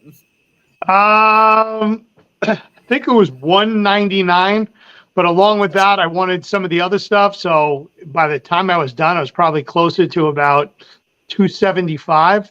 But keep in mind, like if you had to do it the other way, it'd be like $600-700. Yeah. And if you're like me and you have a kid in school, you might as well pretend like it's for them, and daddy throws down the credit card and takes care of it. Yeah, I mean that's still an educational video for the kid. It's an educational video. They learn, yeah. Yeah. You didn't lie. Shit, as long as you got it, as long as you paid outright for it, you ain't having to pay for upgrades and all that shit, man. It's worth it. No, I that's the problem I have with things like Adobe Acrobat and all those things. That one, it was $199 for the year, but every year you got to give them $199. Yep, that ain't worth it, man. Dude, that shit, I use Adobe Acrobat a lot at work. Yeah, I was going to say my laptop for work has that. My laptop for work has that, and it's always like when I'm in the middle of a report, it decides like, oh, your Adobe Acrobat just fucking expired. And then I got to call IT. They got to get on my computer or re-upload the key and all that shit. Right. I hate it, man. I use Adobe Acrobat Pro where I can edit the PDFs and stuff, and then I use Microsoft Excel, Word, and all that crap. Oh, yeah. I built a sausage-making spreadsheet in Microsoft Excel where all I got to do is put the poundage of the meat on my recipes, and it calculates all my other shit up for me. It's pretty cool. I'm not gonna lie. I had somebody else do that for me. I took their sheet. Freaking send me your email address, and I'll send that spreadsheet over to you that I made. You can try out some of my sausages. Is going through Facebook Messenger the most secure way to communicate with you? Yeah, and I got my email address on my YouTube too. Oh, you do? Okay. Mm-hmm. All right. Yeah, I've been building an Excel spreadsheet for PMI readings for the last 3 weeks now, man. I think I got it dialed in now. But did I send that to you? Did I send that sausage making spreadsheet to you, Randy? Yeah, you might have. No, actually. I think I sent it to you, Trumpet, and Russ. Yeah, I think you did. What's up, Al? And I think I might have sent it to Al too. But yeah, it's got my Texas hot gut recipe on it, and then the jalapeno and cheese version of my Texas hot recipe on it. What's up, Simon? Simon, what's up, man? Simon was over there rocking out to the Red Hot Chili Peppers last night, man. Oh, Red Hot Chili Peppers. Hell yeah. I got y'all know Devil Dog? You ever see Devil Dog? Yeah, so Devil Dog and Belt Loop. Yeah, Devil Dog's wife, Jamie, makes stickers, man. And I just had a bunch of stickers made from her. She's making them now, but man, she's got badass sticker prices, dude. If you're trying to make some stickers, I have to send some out when I get them. I hadn't got all into all that yet. I need to actually do it now that I'm monetized. I can do all kind of crap. I don't know. I've been lazy with all that shit here lately. I was gonna make shirts, toboggans, hoodies, and all that, but I just got too damn busy to screw around with it. Man, I just let Lance take care of that. Lance has my logo, and if you want something, I just send you Lance's information. You can buy it from him. I'm not selling it. I'm not making no profit. You know, I tried that. I tried beanies and a bunch of hoodies and shit, man. I sent some out, but I just even when I do giveaways like races, because you know I do a show every Monday night. You know, even when I do giveaways and shit, I just hit up Lance and be like, here's some money, bro. Let's give away some RXTX shit. You know, I didn't start this fucking YouTube channel up to make a killing. I hit 1,000 subscribers. I did turn that monetization on, and just to see what it's going to do and how much you actually get paid. And I've been monetized for about a month and a half, man. And I made a whopping $15 so far. Freaking high rolling, son. But I ain't put out much new content since then either. But I put that brisket video out, and hell, it ain't even reached 500 views yet. So the thing about YouTube is from end of May to about October, it gets slow as hell because summertime comes, everybody's out and about doing stuff, and you don't get as many views unless you're one of them big ass channels.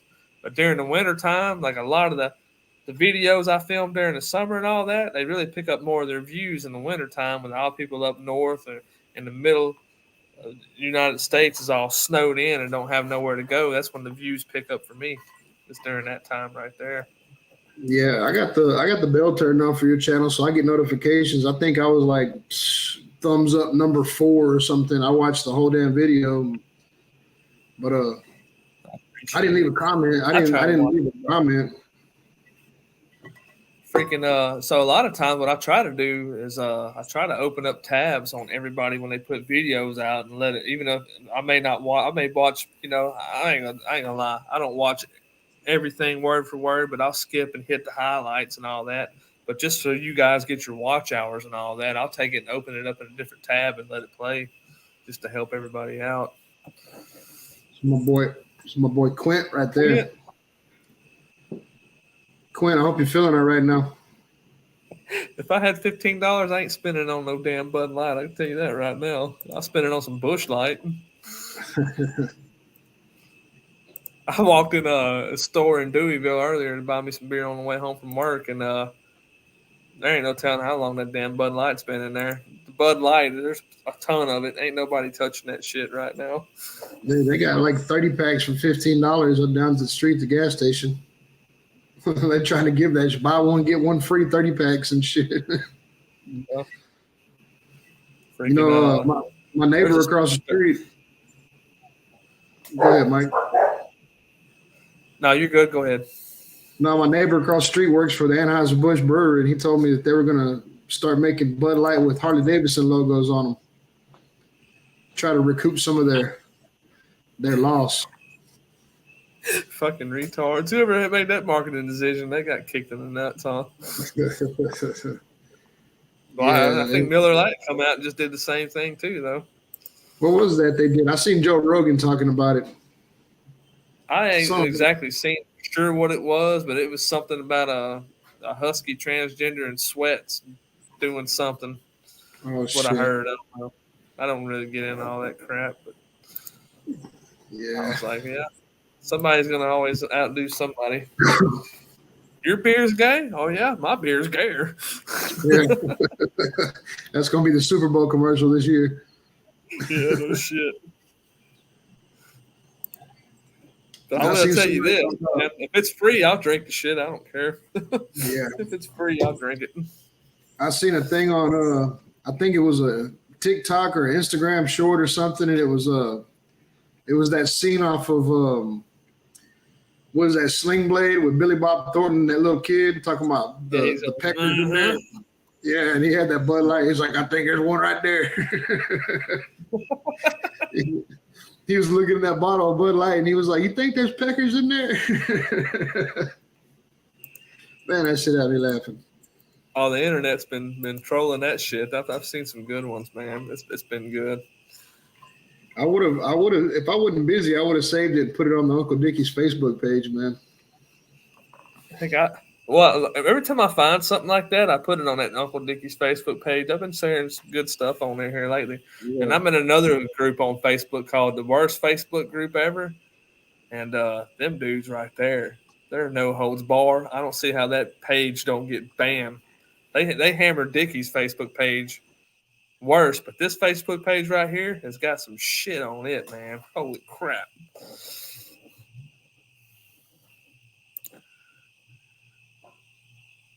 Bass with a flea.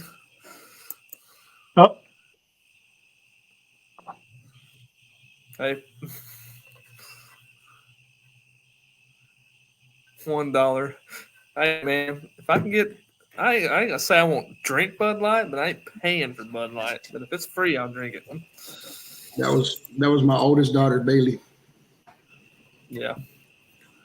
She just I got gotta go grab me a beer, guys. Y'all hold it down for a minute. I'm going to grab my headphones because somehow when I'm drinking, it's getting harder and harder to hear people. And just go grab those. That's what's up. I'll hold it down. I won't say nothing negative.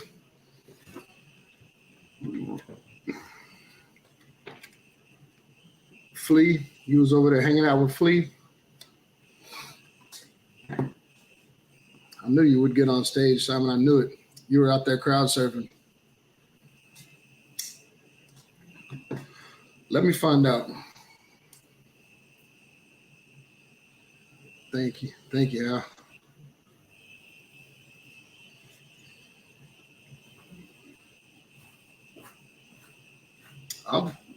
I'll drink it, but like Mike said, it's got to be free. If that's the only thing there, I'm not gonna not drink beer. But I damn sure ain't gonna be walking around with a 20 pack hanging around in the store and shit, advertising it. That was another meme I seen the other day. Some dude's walking in the store and everybody's looking at him. So you're gay? You got Bud Light? Yeah. Busch Light's got some pretty cool cans out right now. They got Dick Bass on them. Yeah.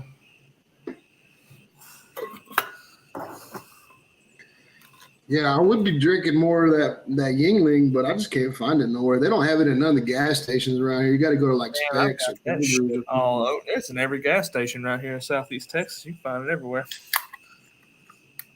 There's a deadgum store over in right that's north of Sparger, Texas. My buddy lives about 30 minutes up the road over here, and they buy this beer discounted on packages to get holes knocked in them and stuff like that. You can go in there and get like a 24 pack of Yingling for like $8, man. No shit. Mm-hmm. Just because they got a hole in the box. I go to his house, I walk in there and I stock up on. Go to his place. I go over there and stock up on some shit. Name brand beers for cheap, just because they got some of the shit got damaged. Yeah, Matt brings me beers. Matt brings me beer from the brewery. I think they get beer like on Thursdays or something. They give away beer and he'll bring me bottles. They'll be underfilled. You'll see like the beers like right at the bottom of the label on the neck of them. They're underfills. They give those away. Al don't discriminate. He said, "You're gonna drink it all. Fuck it, son."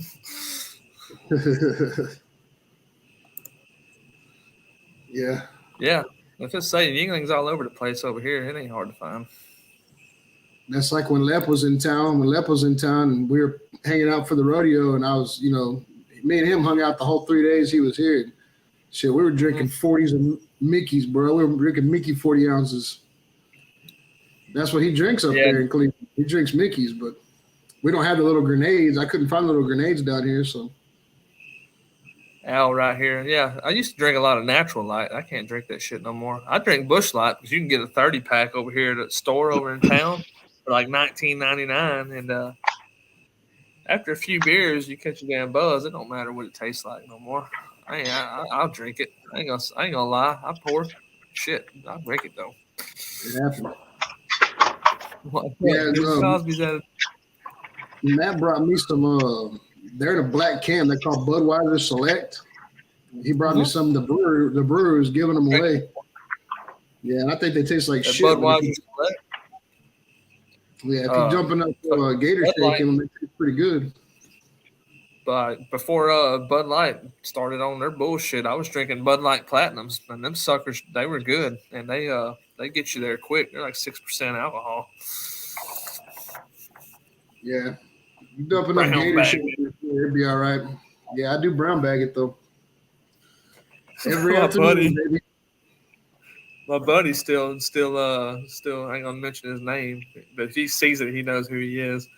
He'll still drink that Bud Light, but he'll pour it in like a Yeti cup where nobody can see what he's drinking. It's like, man, I always knew you was gay. Is that who you be tagging on there a lot on Uncle Dickie's show? Yeah. Me and that dude, we're best friends. We sit there and we rag each other ever since. We work together at my job where I work at now. He just recently hired on with another plant, so we talk crap to each other every time we get a chance. Yeah, that Natty Light, man. When I was young, I used to drink the shit out of that Natty Light. I can't drink it no more. Yeah. Yeah, but he's good people. He gave me that 250-gallon propane tank out there. I built my smoker out of. He still got some more propane tanks over there. We got to build him one, and then he's working on finding us a 500-gallon. Me and him are going to build a 500-gallon together. Oh, nice. Or maybe 1,000-gallon if he can find one. Yeah, I got one in the backyard. Not 1,000-gallon. It's probably like a 150-gallon. I think it was an air compressor, but an old ass air compressor. It ain't got no motor or nothing on it, but it stands about 24-inch OD. Shit is more than that. It's probably about a 30-inch OD. It's a little short, fat tank. It's probably that comes it's up short, to about fat. So it's short and fat 150. No, I got you. Yeah, but I gotta find enough material to build a firebox and shit on it. I'm pretty sure it was a compressor. Man, you work in the plant, man. Get you a piece of 24-inch pipe. That's what my firebox is. Pipe.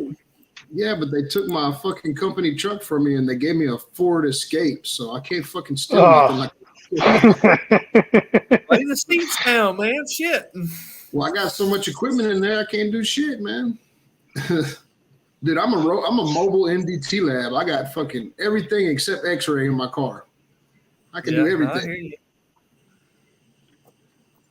Yeah, really the best place to go if you want to get it cheap is to go to a junkyard and walk in there with cash, and they'll normally sell it to you for scrap price.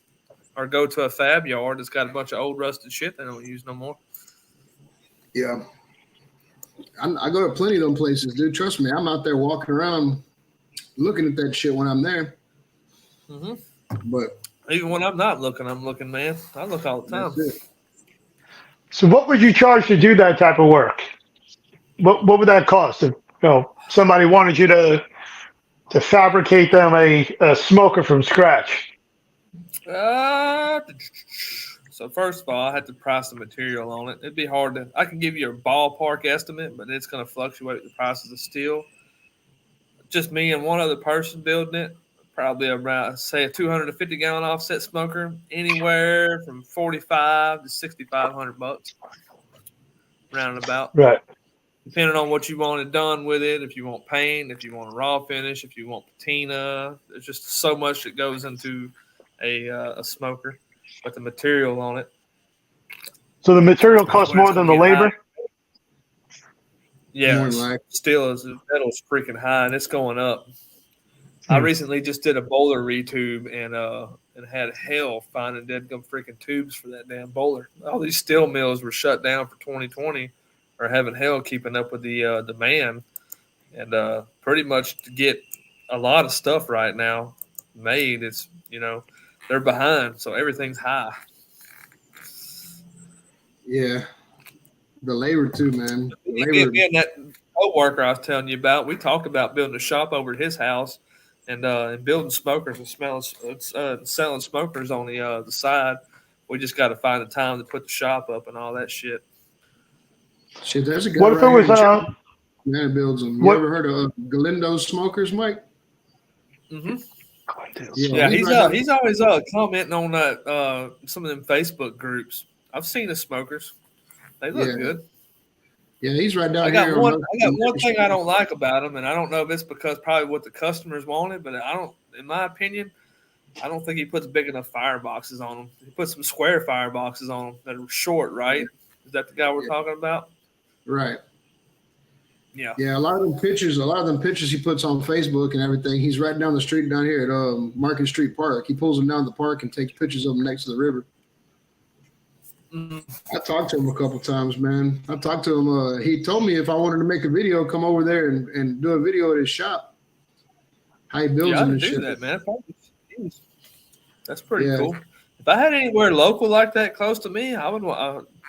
I thought about going up here to this firewood place where I buy my firewood and doing a video with that guy right there and see if I can get him some more business while I get on my OCAT.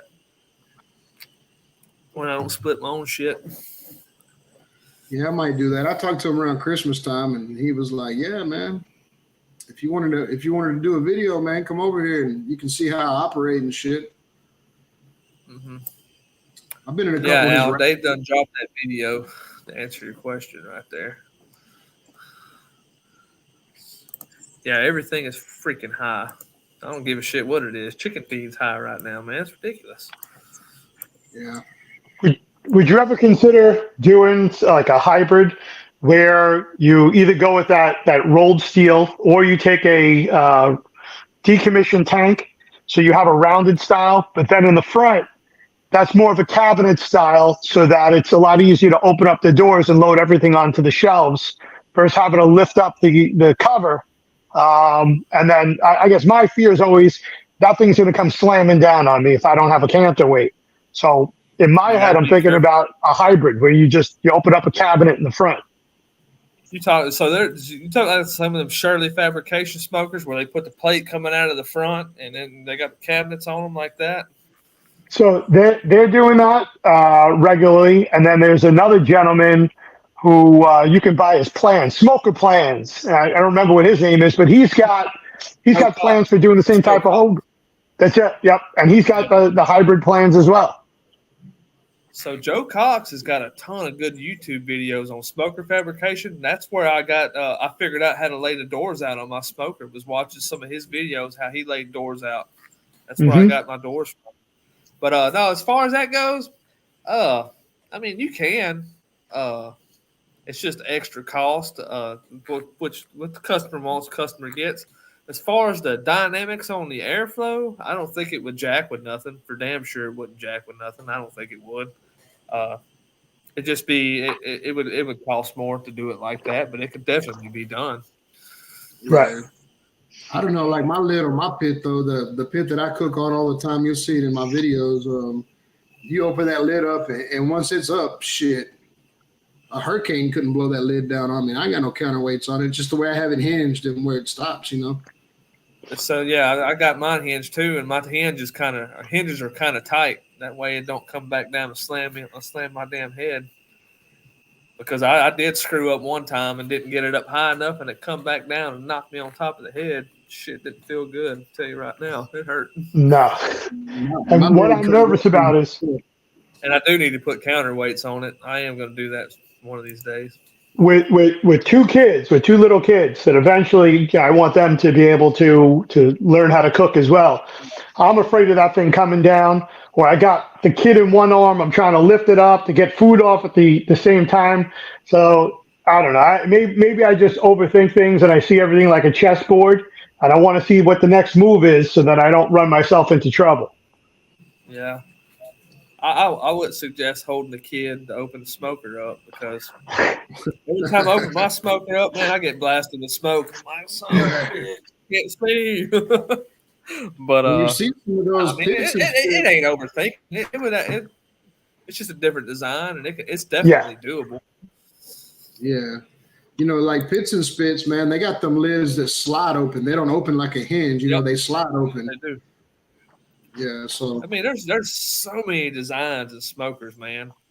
There was a guy that actually took an old country Brazos and modified it like that, put the cabinets on it. I can't remember what the heck his name was. We used to talk back when I was modifying my old Brazos when I had it. And but he did that to his. And yeah, it'll definitely work. There's pit builders out there to do it too. It's just if you're depends on how much money you want to spend on a smoker. It would be more cost to do that right there because you're pretty much taking more plate and adding it to the smoker, and it's going to make it heavier too. But when I was building my smoker, I was keeping my cost down as far as I could. No matter what the cost is, what's going to cost the most is when my wife finds out what I paid for it, whether it's $100 or 10,000. So as far as she's concerned, I won it in a raffle. Yeah. Yeah. When I was building mine, so I told my old lady, "Yeah, I got all this stuff for free," And, Yeah. and when I built the pellet smoker, I had her Buffalo too. But she found out to build that pellet smoker, the one that I featured in my videos, I spent a total of in sheet metal, insulation, the whole 9 yards. My end of the day cost on it come out to be about $1,900 for that pellet smoker. My end of the day cost on the offset come out to be about $650, $700 in material, and that was including that was having the pipe give to me and the propane tank given, and that's not including the welding machine that I bought and the plasma arc I bought too. Yeah, that's me, man. I mean, I don't really think any of the pits. So I built 3 barbecue pits in my day, and all of those, man. I don't start a barbecue pit build unless I have enough material to get a good. I may go to like Triple S Steel and buy flat bar or angle iron. I have a ton of. Yeah, I bought all the flat bar and angle iron myself. That's where Yeah, I that's bought where the flat bar and angle iron myself before my plasma art came in. I was really wanting to get this thing finished. I went down to East Tex Rentals in Silsby. I know a guy there, and he cut me out custom plates to fit the end of my firebox, and I had to do the coping out. And he charged me, I think, $45 a piece for them, which wasn't bad. And then he gave me some 6-inch pipe for my stack and all that. Or sold me some 6-inch pipe for my stack. Yeah, I keep building stuff and I keep using my. What's up, Terry? I keep using my measurements with the material that I have. So I'm running out of material. I need to get some material going. I do have a big round cutout. Yeah. I got a 24-inch manway that came off of a tank we built out at Dow. It's all 304 stainless, and I got some 2-inch flat bar, and I have all my gas and everything. I could weld flux core stainless, and I'm thinking about making a cowboy disc out of it, putting that flat bar on the edge and making a big disco. Hell yeah, that'd be cool. Yeah. Yeah, what Ted's talking about right here in the comment I got pulled up, Fat Daddy Barbecues. He actually sells the standalone pellet hoppers. That's where I got my pellet hopper for my homemade pellet smoker. Then I took that controller off and I put a Rectech controller on it because I didn't like the controller that came with it. But he converts those old school fridges into pellet smokers, and those are pretty cool. And I tried to do that first. I tried to find an old fridge and I couldn't find one. That's why I built the one that I got. Yeah, my next pit that I built. So the one that I have out here that I use all the time, the one with the big Nito 35-inch fucking tire on it. That one, it's a reverse flow. So the next one I build is gonna be, it's gonna be a regular offset because I want to have both. I want to be able to cook on both. There's limitations to that offset, man. That offset, you can't get it hot if you want to. You burn a whole tree if you wanted to cook over 300 degrees in it. When it gets hot, it holds that temperature all day long. But if I wanted to cook something hot and fast, I'd have to use a different grill. I ain't gonna lie to you. Back when I was doing some of my reverse sear videos and using the hot end of the firebox, I stoked that sucker up with wood. When I'd open that firebox door up all the way, that's a 550-degree gauge I got on there. That sucker would peg out over. It was getting so damn hot. See, that's what I'm saying. With that reverse flow, man, that reverse flow, I can get it up there, but it won't hold that temperature. As soon as the fire dies down, the temperature drops. Like I said, that pit wants to stay. Yeah, that temperature on my pit wants to stay. I want to do a homemade pizza. I know I can get that smoker that hot. I can do a homemade pizza on that offset. Get that fire up that hot. Get you a pizza stone. Mm-hmm. I'm with you though, Mike. I do want to build me a fucking cinder block pit. I'm in on that. I'm in. Let's do it. I'm so in. I do want to do that. I just got to get by. I actually freaking priced all that material out here a while back. I was dead set on doing it, and I was going to do a Carolina-style pulled full hog. And I was dead set on doing that. And then I fucking ran into some financial hardships. Shit started breaking around the house. Our lady's car broke down. All my income tax money went, so I never did it. But I priced everything out.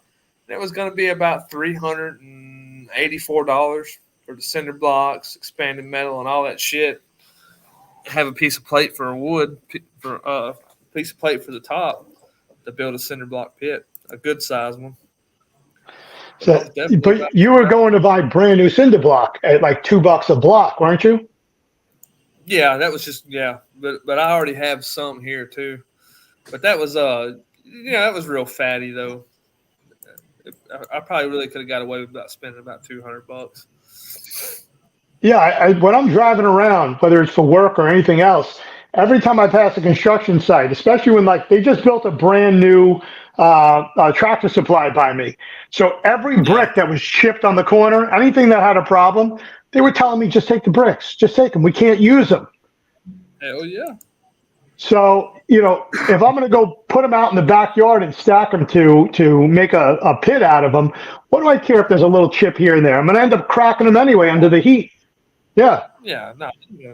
Hey, when if you build it right and build you a big enough firebox, that heat really ain't going to mess with it too much. Hey, when you build it, do you fill it with sand? No, I wasn't going to fill with sand.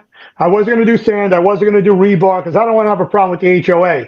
But what I was going to do is get the fire brick and then layer the bottom with fire brick so that I'm not on top of the dirt and everything else. Yes, sir. That's what I was going to do with mine. That's why mine come out a little bit expensive because I was going to put fire brick down in the bottom of the firebox side of it. Yep. And put fire brick down. Yeah, I was going to do fire brick. Yeah, I was thinking if I build one, filling the holes up with sand to insulate it real good, but I don't know. I don't know where the hell I'd build it at. Once you build it, you got to be committed. I can see that. How do I show this to you? You're real. You guys are real good at know how to show pictures. That's what I'm looking to build. Shit, that's pretty dope. I don't know if you can see that or not. So it's an offset. It's not the type that you see in South Carolina and Georgia where you put the pig right in there. I want to do an offset smoker similar to what you guys have, and then just put a piece of wood or steel over the top here to cover it. Same thing up here. Yeah, you're gonna have I know to put you a don't piece want of to hear this, but I know you don't want to hear this, so Yep. cover your ears, Randy. But Derby Barbecue built a cinder block pit. That's what I was going to build mine, something like that. You are correct, and that is what I framed out when I was doing this in Lowe's. I brought my son with me, and we just started laying bricks out on the floor, and they didn't care one bit as long as we put everything back. But that's where I needed to see how big it was going to be and what it was going to look like, and that was the Jerby's one. Yeah, and that's I know we don't like him that much, but that was a good design. It really was. But he didn't come up with that shit. He got that from some other people. I was about to say, if he came up with it, he'd be shaped like a dick.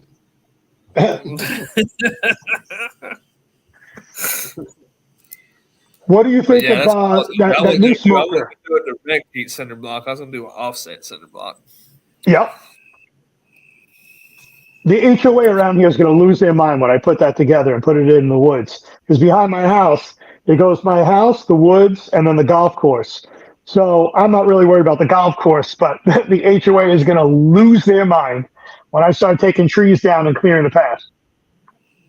Hey man, you might get you some business. People over there from the golf course might come over there and want to buy some damn barbecue, man. You know that they're going to want that. They're probably going to smell that across the golf course. They be out there getting drunk. They get hungry, man. You got motherfuckers showing up a mason jar saying, "Come on, man, fill me up." They're going to think you're out there moonshining. You got it. Smart man.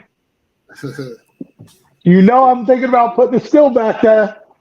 Shit. So the HOA won't get on your ass if you put too much smoke out there? None of that stuff? They're on my ass right now because I had to put signs up on the woods that say no hunting, no fishing, private property, so that there's no accidents. God forbid I'm back there and there's deer, because it's my property. And a golfer comes through looking for an errant golf ball in the fall. Damn. Because I'll be back there sometimes, allegedly with my crossbow. It doesn't make any noise. Allegedly. Allegedly. Yeah, that's bullshit. Yeah, That's just 9 tenths in the law, man. They ain't catch you doing shit. That was one of the Yeah, things those about brick pits, Smitty's and Lockhart. Yeah, that's freaking nice. Smitty's, Mueller's, the original blacks, all them brick pits, Snow. Those are all freaking awesome, man. That's what I want. The real old school pit. That was the idea. Mm-hmm. Cruz and Lockhart. Yeah, I mean, those are tried and tested right there. They work. You know what I mean? That's what Texas barbecue was cooked on before the offsets became a big thing. Yeah. And the reason that most Texas barbecue restaurants went to offsets was because fire departments and the city councils and all that deemed the brick pits unsafe and a fire hazard in restaurants. That's why a lot of places did away with them and went to propane tank offsets. City ordinances and stuff like that. HOAs. Well, that's why I was asking you, what does it cost to build something? There's a big, significant difference between $5,000 and $300 to $500. For $500, a cinder block pit out there, I can add some extra metal on and do some other things. And you can put some kick-ass barbecue on that cinder block smoker. Just as good as you can on a dead-gum offset smoker for a fraction of the price. And I always tell people, man, don't get drawed up in the primitive pits, the mill scales, and all these expensive-ass barbecue pits. You can cook fucking kick-ass barbecue on a freaking hole in the ground, man. Yep. Look at my videos, man. That's why I specifically don't go buy another old Smoky. I use that same old fucking piece of shit Smoky because I can turn barbecue off that thing the same as you can on a mill scale. Yep. I know that pit. I know exactly how it cooks. I don't even need it. What's up, Zach? I don't even need a thermometer. I can cook by the way the meat looks on there. Yeah, once you get your pit figured out and dialed in, yeah, no doubt, man. What's up, Zach? Oh, Nightbot's getting on Zach. Don't be picking on Zach, motherfucker.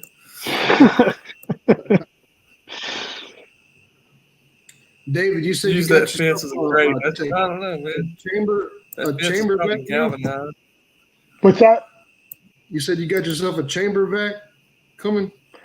Yeah. So somebody in the chat was saying, "Man, you got all this meat equipment." So one of the pieces that I'm waiting on it just came out last week. Is a brand new 16-inch chamber vac with a 1.5 horsepower motor in it.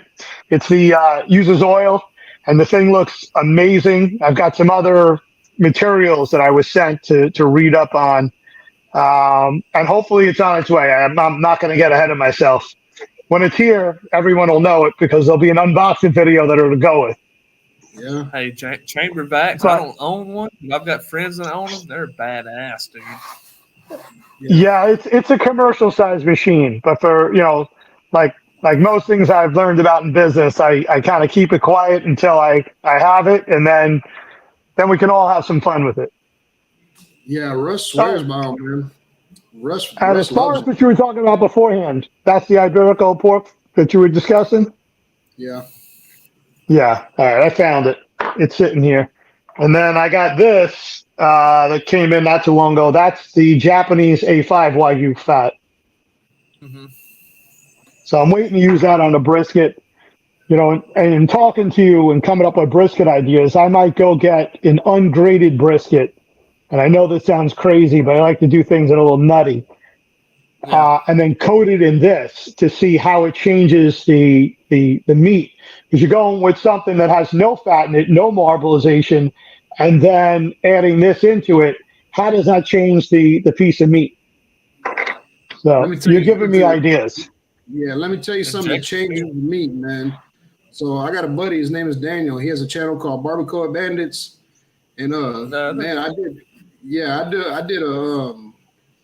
I did his recipe for fajitas the other day. I got some skirt steak, and then bought a bag of kiwis and pulverized those kiwis in a blender and put them in there. Hey, for real, marinate that fucking skirt steak in kiwis.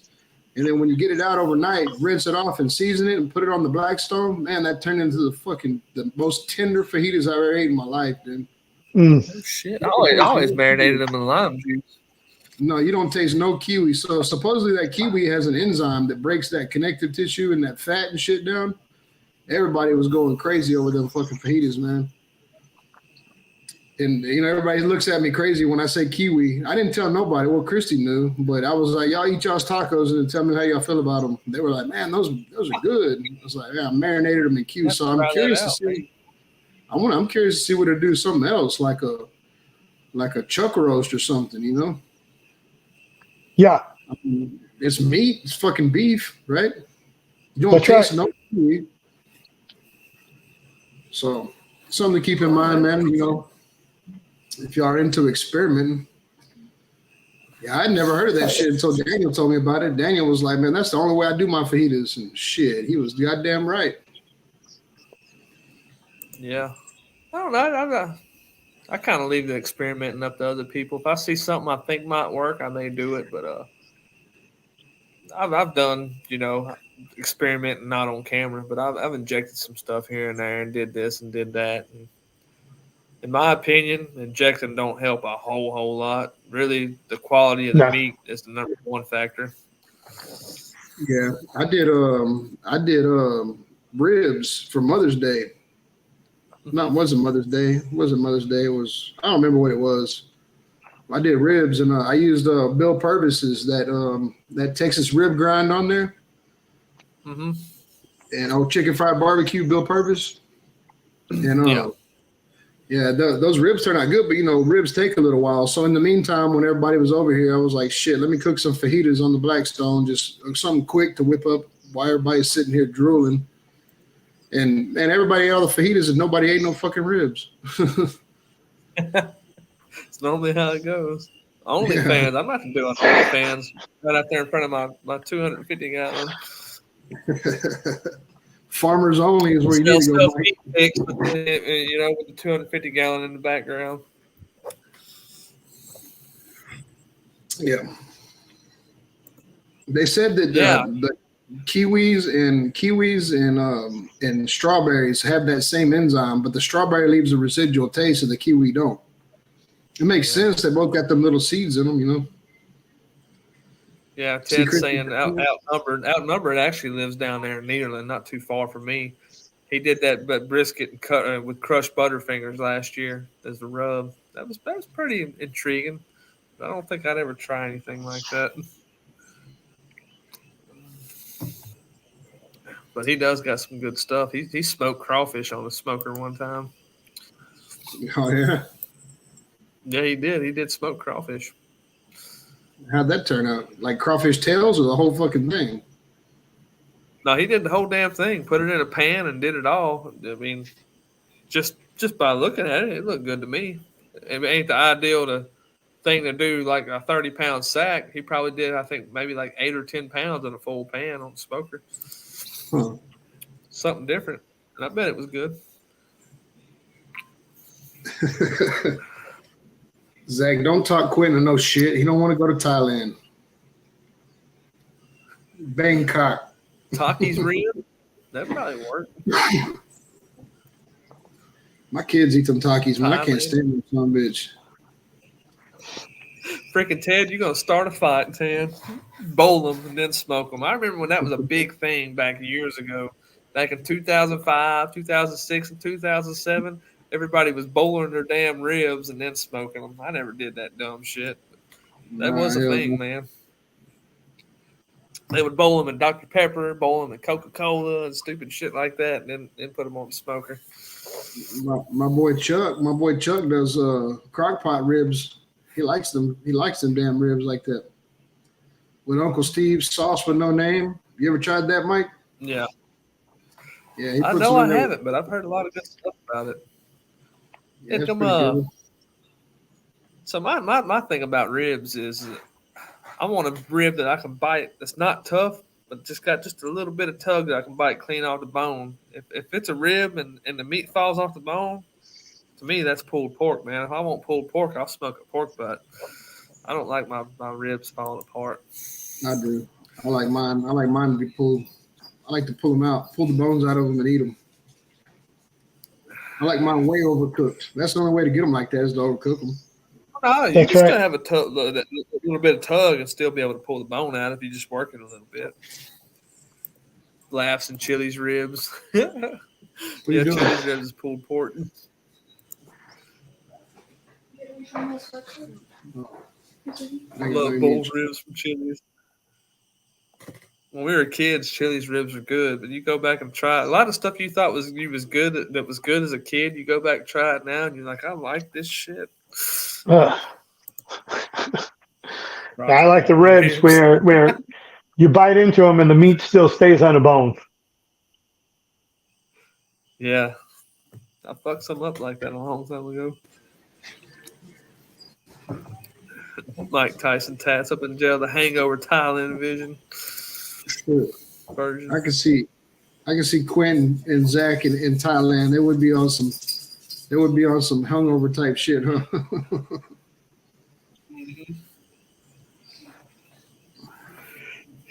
Yep, you can eat Chili's ribs without dentures. I'm used to biting in a rib and getting a smoke flavor. You go to eat Chili's ribs, you don't get no smoke flavor. It just tastes like plain Jane pork and some shitty barbecue sauce. It's made for an assisted living facility, Kraz. Dude, I've never ate ribs from Chili's. It's got just a little bit of a direct heat profile to it because they grill it on an open flame, charbroil it, finish it off. Yeah, I've never ate Chili's ribs before. I can't even tell you last time I ate Chili's, honestly. There's one thing that I like from Chili's, and it's the Southwestern egg rolls. That's about the only thing I'll eat from Chili's. Them suckers is good. It's going to McAllen 21. Step it up a little bit. Uh-oh. David, you got a hell of a spread behind there. Yeah, he's got Guys, plenty to choose from. I have no problem coming down your way and doing food and cocktails and cigars like a gentleman. Hell yeah.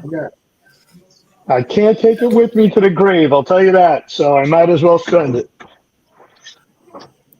Yeah, I got three bottles that Panchuco sent me, and I might sip on one here and there. He sent me a bourbon. Bailey. I do agree with Zach right there. The Chipotle chicken crispers are good from Chili's. That will give that. That is good. Tony Roma's ribs, them ones they sell at Walmart. Yeah, those suck. Tony Roma's brisket. They sell that Tony Roma's pre-sliced brisket at Walmart. And that shit's like freaking $30 for like 3 pounds. Maybe not even that, like a pound and a half. Like, there ain't no way in hell I'm buying that shit. That old microwave pulled chipped beef and pulled pork that come in like the butter bowls. I can't remember what it was called. My dad used to buy that when we were kids too. I can't eat that shit. Are you talking about that shit that comes in the red bowl? You microwave it or whatever? Yeah. Dude, when I was working out of town, I lived in a hotel and you had like a little mini fridge and a microwave. That's all the room you had to store food, man. You could damn sure eat that shit. No, you can eat it, but that's one of them hard times foods. You get home, you get off work, go to the bar, get home at midnight. You have to be up at 4 o'clock in the morning. Or fucking drunk munchies food, yeah. Yeah, sitting there eating that shit with crackers. And you burp it up the next day, and you're like, man, I can't eat that shit. Shit. TonyRomas.com.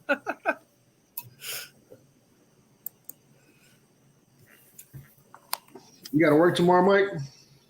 Hell no. I wouldn't be up this late if I didn't. On work nights, I go to bed by 9. I go to bed about 1:30.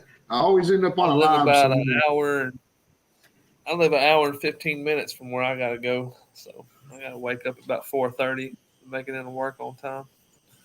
So Gringo and the Mexicans. So we do Uncle Dickie on Saturday, and then Gringo and the Mexicans on Sunday. Then I have a show on Monday. Then Simon does a show on Tuesday, and so from Friday night to Wednesday night, I usually don't get much sleep.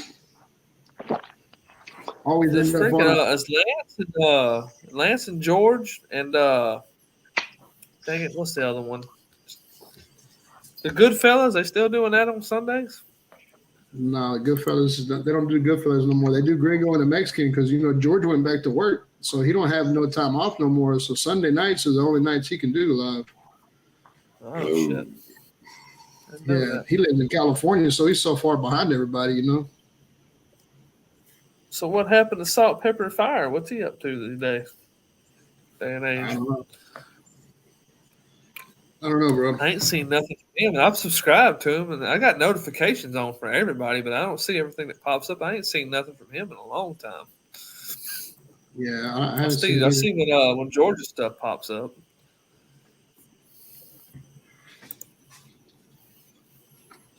Yeah. Smoking Joe didn't do one either. Yeah, I wonder if Joe's done doing lives on Wednesday. I know he was sick, but Black Smoke Live? What's Black Smoke Live? Yeah, I think that's where they all hang out with now. Yeah, they got a podcast.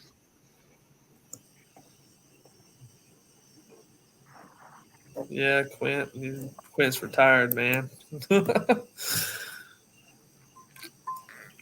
Oh, they do a podcast. Yeah, they got a podcast. If you're looking to start a YouTube channel and try to make money, you probably can eventually. But for small guys like us, the percentile to making it to the big time, making a good chunk of change is very, very small. Oh yeah, that's right. Joe did have a catering event this weekend. Freaking the formula for a small guy for a small channel like us to make it is you got to ride the coattail of the bigger channels and get in with them guys and get the followers. There's one YouTuber, I ain't gonna mention his name because I got a ton of respect for him. There's one YouTuber here lately. He's blowing up. He was a small guy like us last year. He had like 2,000 subs, but he started doing videos with Mad Scientist. He went over there and shot videos at Goldie's, and now he's helped to 30,000 subscribers now. He's blowing up, man. But he did a lot of name dropping, and he took people's clips and dropped them in, and that's why he's where he is right now. So it was more than just riding coattails. Ramsey's brisket, Adam Janice's brisket, and he criticized a bunch. He did a lot. He was smart what he did. I'll give him that. Yeah, he was damn smart. Yeah, I know exactly who you're talking about with a pink hat on. Yeah. Sound familiar? And, yeah. Look, I ain't nothing against him. He did what was smart on his part to do that. Right.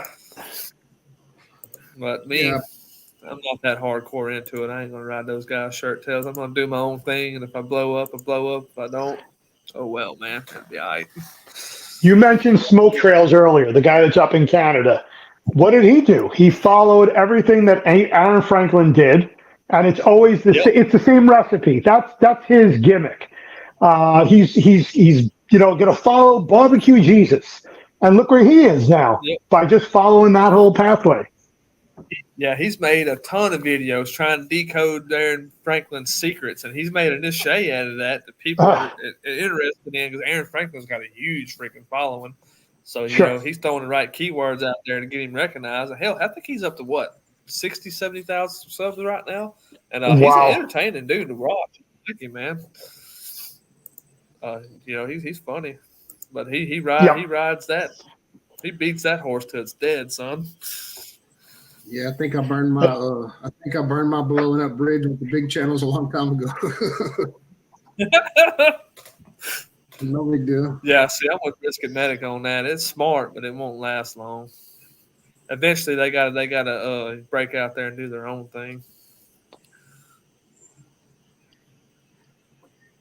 Yep, they do. Dude, This YouTube run, it's a short-lived thing. You got about 5-6 years where you're a big timer, and then it goes away.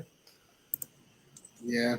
See, Joe Yim got some kick-ass videos, but the YouTuber I was telling you about has got more subs now than Joe Yim's got, man.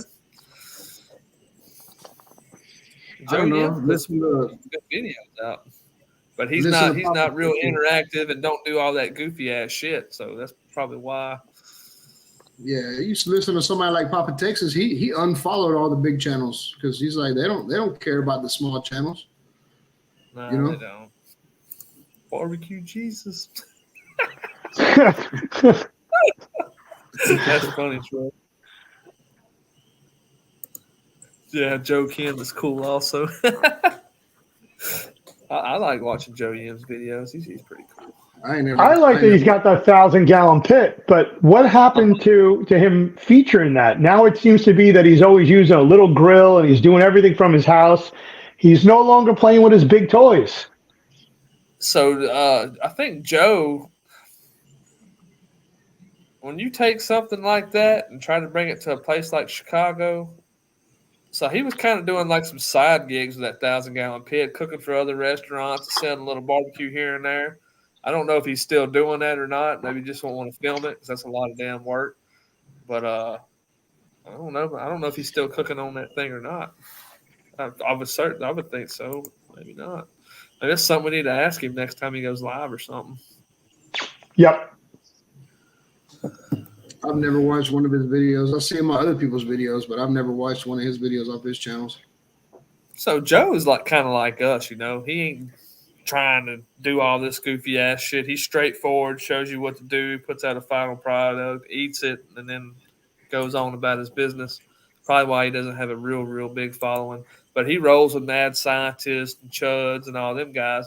But Joe actually worked at Truth Barbecue. He's worked at Terry Black's and a couple other restaurants. So he's got the street cred of working in big time barbecue restaurants. He knows his shit.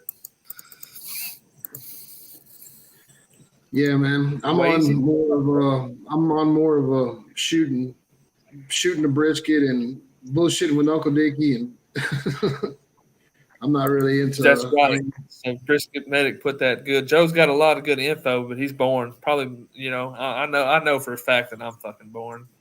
But I'm not going to run around on camera and do a bunch of dumb shit. It's just not who I am. But all my videos, I put all my videos out with the intention of teaching my audience, this is what I do. This is how I run it. And you can take what I give you and do it, or you could take it and make it your own, man. There ain't no which one way to how to do shit. Just do it the way you want to do it. But here's a guideline right here.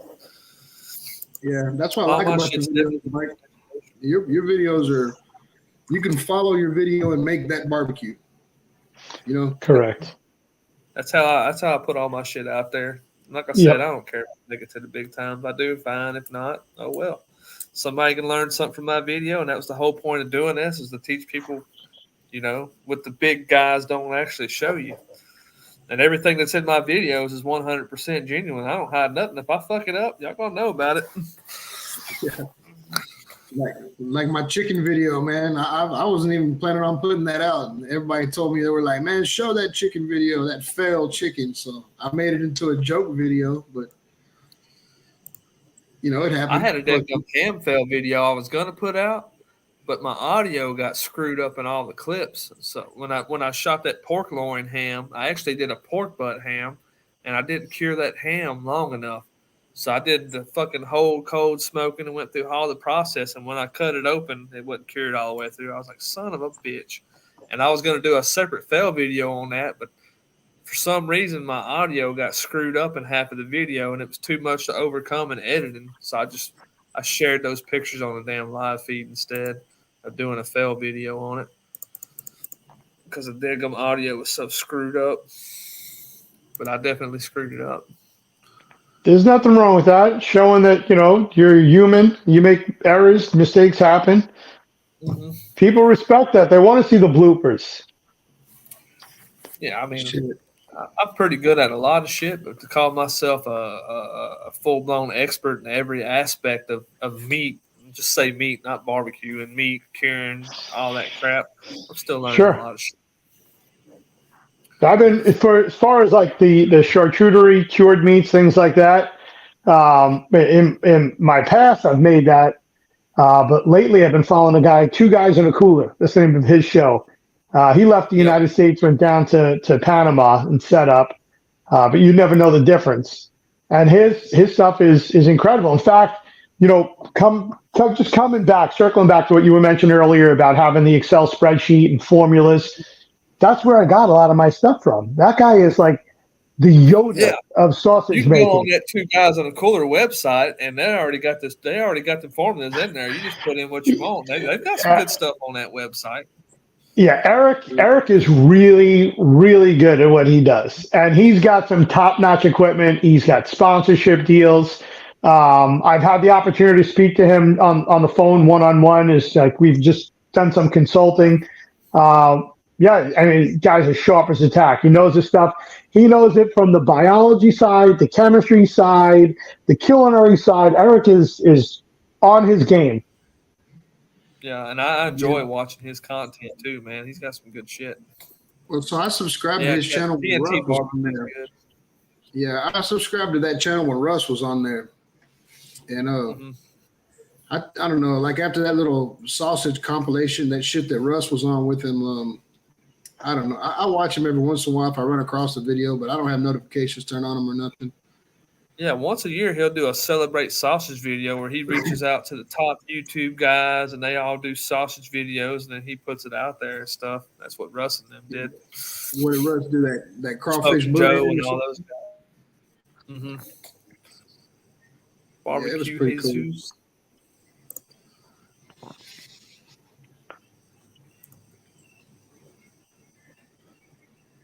Yeah, you know who I still fuck with Al Wasserberger with Eat More Vegans. I haven't seen that now in a while. Is he still putting videos out? Yeah, he still puts videos out. He puts about a video a week. So me and Christy, like I said, I got notifications turned on everyone, but the notifications I consistently get are Al's videos, Brisket Medics videos, and some of the bigger channels like Mad Scientist and all them. But I don't get nothing from the smaller guys. I got to go look for y'all's. It's kind of fucked up. Check and see, because, man, I know at one point I was unsubscribed to Russ, and that's just crazy. You know, I looked and YouTube had unsubscribed me from Russ for some reason.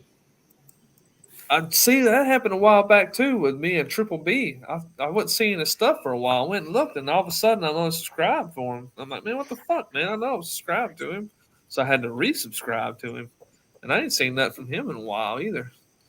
I know he put a video out like a month ago, month and a half. What that salmon patty or whatever, that salmon that he cooked? Yeah, I think that's what it was. That. Yeah, I watched that one. I didn't see nothing from Mike for a while. Shit, he used to be all on the lives and everything, man. But he probably got burnt out. I ain't gonna lie, I got burnt out on shit a little bit too.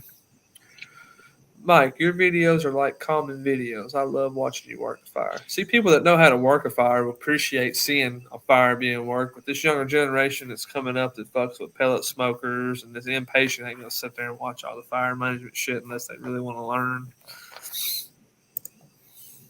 Love your channel. Oh, thank you, Kevin.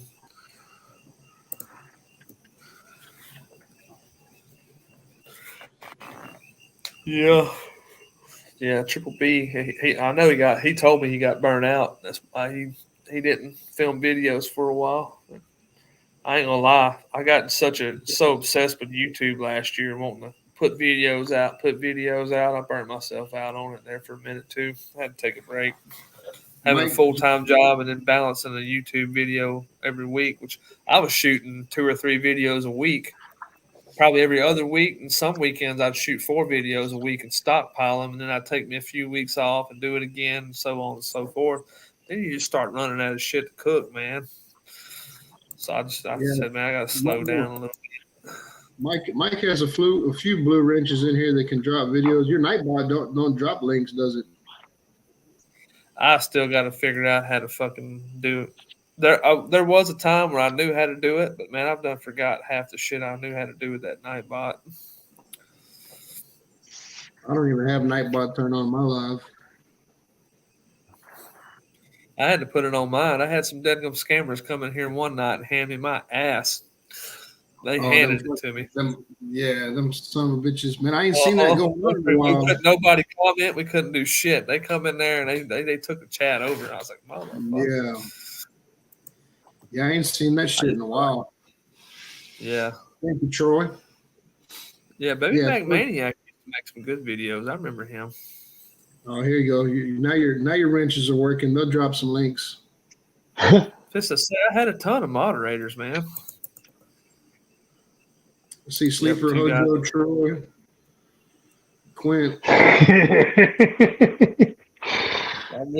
Boy. People are watching how fast I'm drinking. See, that's why I had to put the headset on. The more I drink, the less I can hear people. So, man.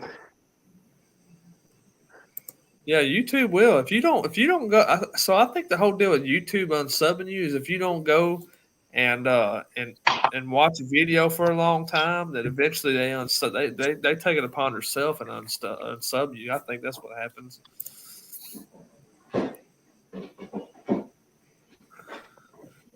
Yeah, so I'm catching up in the chat. If y'all ain't already dropped links to small channels, if the moderators don't mind, I'll take care of that. There's my boy Joe right there.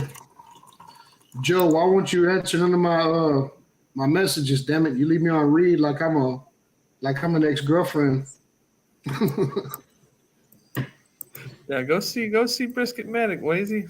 Wazy, you see what Wazy wrote right here? Homie in the overalls. I'd watch your shit. That's Smoking Joe Pit Barbecue. Is that the real dude, or is that somebody pretending to be him that's in here right now? That's my boy Joe. No, Get out of here. Yeah, Joe's good Joe. Wow. Yeah, that's the only big channel that will interact with the small channel. Oh my goodness. Joe's genuine, man. He's actually come on here. He's gone live with us before. Joe's a genuine person, man. He's the only one I know. I was watching Smoking Joe way before Chud and all them other guys. He's one of the first barbecue channels I started watching on here, along with Smoky Ribs and all them. I caught a video of him where he looks like he's set up in a parking lot, and behind him, he's got pallets and pallets and pallets of wood that he's selling out of a parking lot behind him. And in front of him, he has a trailer barbecue set up. I thought that was amazing that he had that idea of coming up with selling all that wood on the weekend from what looks like a flea market. Yeah. Smart dude. That's that bison he has, that 1,000-gallon bison. That's a beautiful pit, man. It is. Yeah, that's Smoky Swine season, Kevin. It's some good shit. I've got some of it right now. I like putting it on my pork steaks when I grill them. What's that? What's up, Joe? What am I drinking next? Fiesta Smoky Swine seasoning. That's good stuff. I like putting it on my pork steaks and grilling it on direct fire. It's a good flavor profile. What's up, man? Joe doing Randy dirty. Randy, you are the side. Damn, they picking on you tonight, Randy. You already know. That's all right. Hey, love me or hate me, as long as it's still about me, that's good. That's good with me, dude. I don't care. I don't have time to wipe my eye. I feel you on that, Joe. All right, let's go with an 18. That was a 21. We'll go with an 18 Spidey side. Yeah, we're going right into the scotches now. Let's have some fun. Camp House. I ain't heard nothing or seen nothing from fucking Camp House in a long time. Man, Eric's getting him more involved in the chats right now, dude. He's hunting season's getting to an end for him, so he's been in my chat. He was in Simon's chat. Yeah, he's been lurking around, man. He's getting back into it. I ain't seen him on a live lately, but he'll jump on. Yeah, Joe. I agree with Brisket Medic. Joe is the real deal. He's genuine. Yeah, for sure. He put up with my stupidity. Sometimes Joe will get on here in a different alias and freaking and have a different voice, and sometimes he'll play. He was playing Juan, wasn't he? He used to get on these lives and play Juan. Yeah, something like that. He's been an elf. Uh-huh. Shit, Quint. That's how me and Quint met, because Quint used to time me out on Smoking Joe's lives. Oh, Daddy Dutch is in here. That's what I said, Kent. Yeah. CJ must have ended. I know CJ was live. I forgot CJ does his live on Thursday nights. Nightbot picking on you again, Zach. Shit.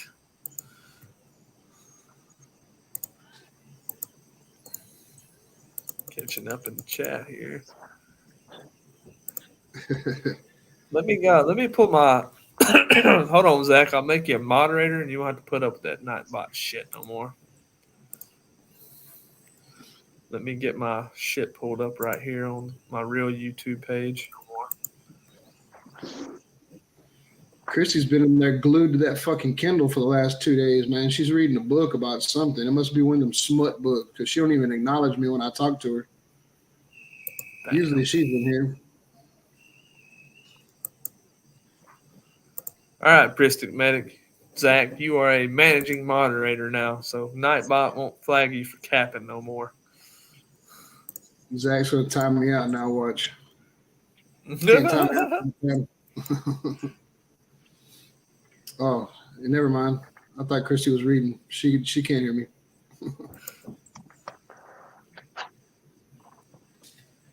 Yeah, he is. I like some of his hunt videos too. Yeah, I watch all Eric's videos. I want to go down there one day and at least shoot some coyotes or something down there. Mm-hmm. Fuck coyotes. I'll shoot them all. He sets out snares for Texas them. barbecue.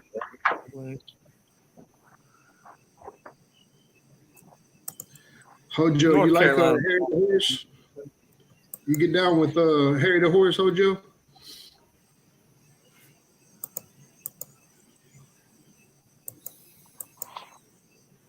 Yeah, really. I'm doing good, Kent. How are you? One nut squirrel, Kent.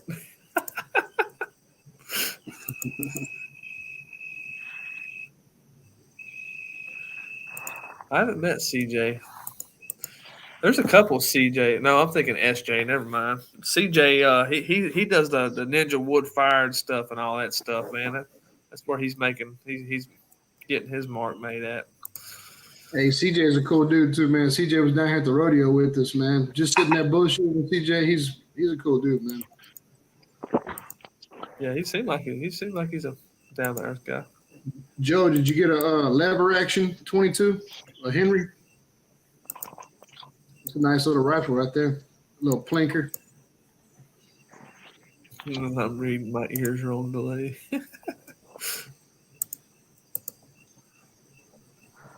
I'm just gonna run to the men's room.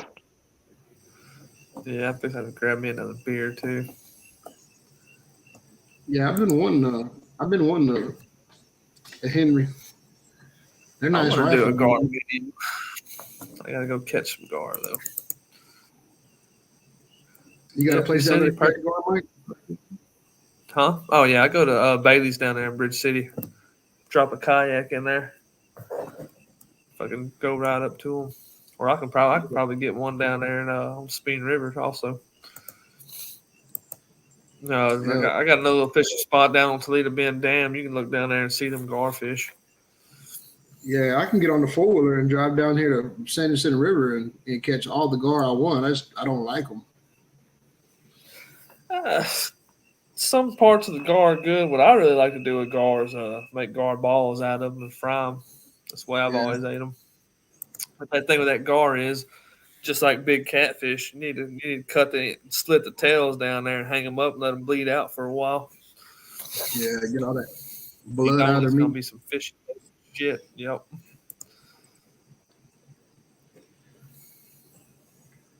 Mike's right down the street from me, Zach. Well, not right down the street, but pretty close. Yeah. You're about 2.5 hours away from me, roundabout, depending on Are which you way I that go and far? how fast I drive. Huh? You're I in didn't think you were Baytown, that right? far. I'm in Channelview, other Yeah, side of Baytown.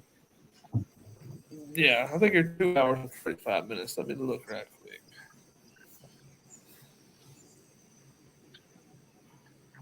Yeah, I'm right here in Channelview. Oh, you're at Channelview? Yeah. I didn't think you were that far away from me though. Yeah, man. Back in the day, we used to go down there to Anahuac, and we'd go over there and You're 2 hours away. Right now, because traffic ain't bad. yeah, we used to go down to Anahuac and we'd stand up on that bridge and shoot them gar with the bow and arrows as they swim underneath that bridge. Yeah, I'm talking about some That's big on old, Trinity River. yeah. And shit, we'd catch gar as long as the tailgate of the truck. Well, we'd shoot them with the bow, but my dad would always come home and make gar steaks and all that shit. Dude, maybe that's the way he was cooking them. I just never, I never got down on it. To answer your question, Zach, I actually really live right here in Bleakwood, Texas, but for reference, it's right 6 miles northeast of Kirbyville, Texas, where I live at.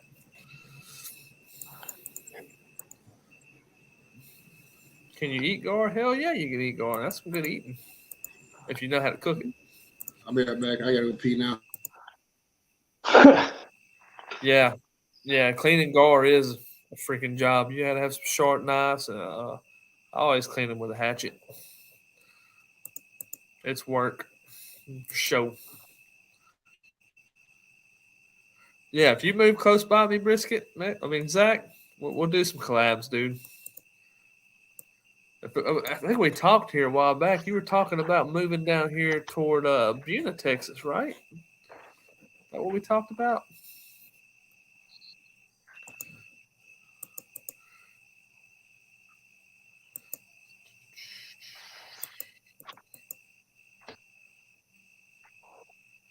Barbecue League.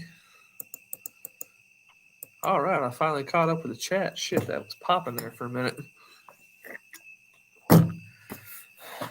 All right, man, hold it down for a minute. I gotta grab another beer. Y'all ask Dave whatever questions y'all got. Does anybody have any questions? God, I look stoned. Not on any drugs, but I do look stoned right now.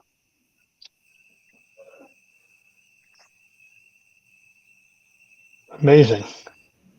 Oh shit! I'm over here talking to you, David, and my mic's muted. It just popped up. I know I'm down 100 pounds, and now I got just disgusting wrinkles everywhere. And I'm looking at this, and every time I look at the camera from back here, I look like I'm stoned out of my mind. Nah, you're all right. Thanks. And if you was stoned, you wouldn't be the first time. Wouldn't be the first time somebody be on here stoned. Yeah. Hojo still asks me when I'm having my Long Island iced tea. I am now 3 scotches in. I start mixing liquor with let's see, what's in a Long Island iced tea? Vodka, gin, rum, tequila, sour mix, splash of soda. Nah, I think I'm gonna that's not gonna be a good mix. Not that I'm gonna get hungover, but I'm just gonna be sick. And I'm thinking about going over to tequila after this. Man, that's what I do when I get on the airplane. When I get on the airplane, I go and get me one of them brisk, the brisk iced teas. I open it up and pour it in then I go to the bar and I order a bunch of Long Island iced teas and pour them in that bottle. And that's what I drink when I'm on an airplane. Oh, here we go. Someone's asking me who they're calling me a hose jockey.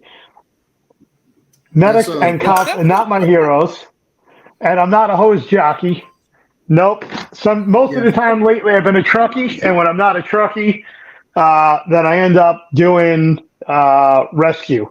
So then I'm going through the door with the fire, and somebody else is grabbing a hose. Yeah, Zach Brisket medic.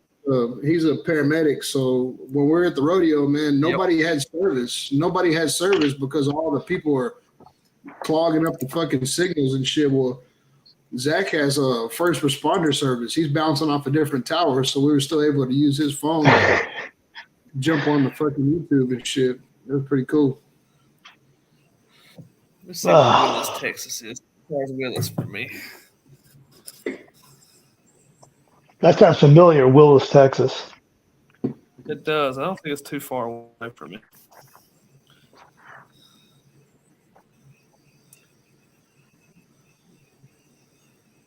Yeah, Did you say you're in northeastern Texas or southeastern Texas? I live in southeast Texas. It's southeast Texas. So you're by the border? Mm-hmm. Yeah. I'm probably about 15, 20 miles away from the Louisiana border where I live at. Wow. Yeah, Willis, Texas is 2 hours and 9 minutes away. It's not about Willis. I'm on the east side of Houston. I'm about 30 minutes on the east side of Houston.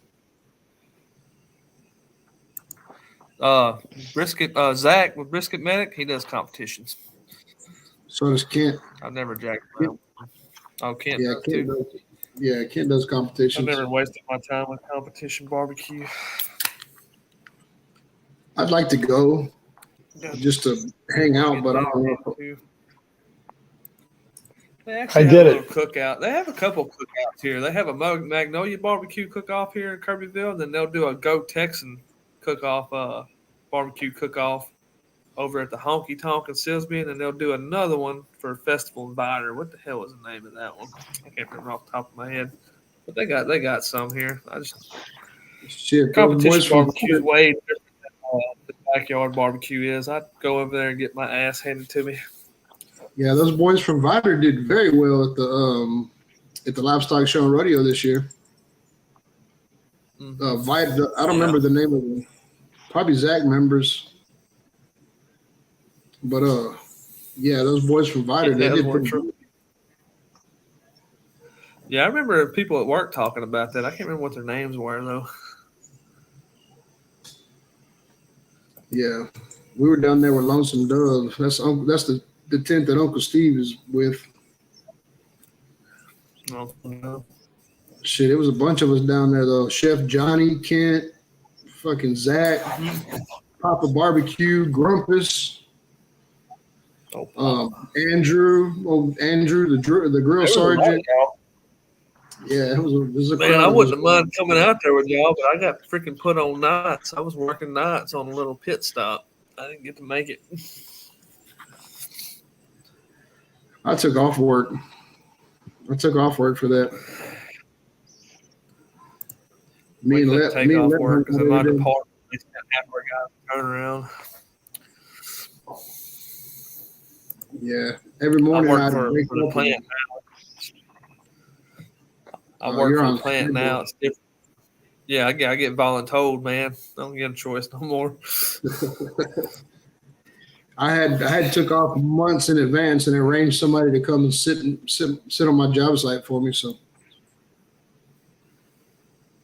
I took off. I was working a shutdown at Exxon during all that, and Baytown. Saturday, yeah, in Baytown, and God damn, that next day, man, I got back from the rodeo that next day. I had to go to work that morning. I was dragging, son, and every one of the requests, every one of the packages they gave me were up like 5 flights of scaffold. Nah, you're going up to the top of like, God damn, they baptized me with fire.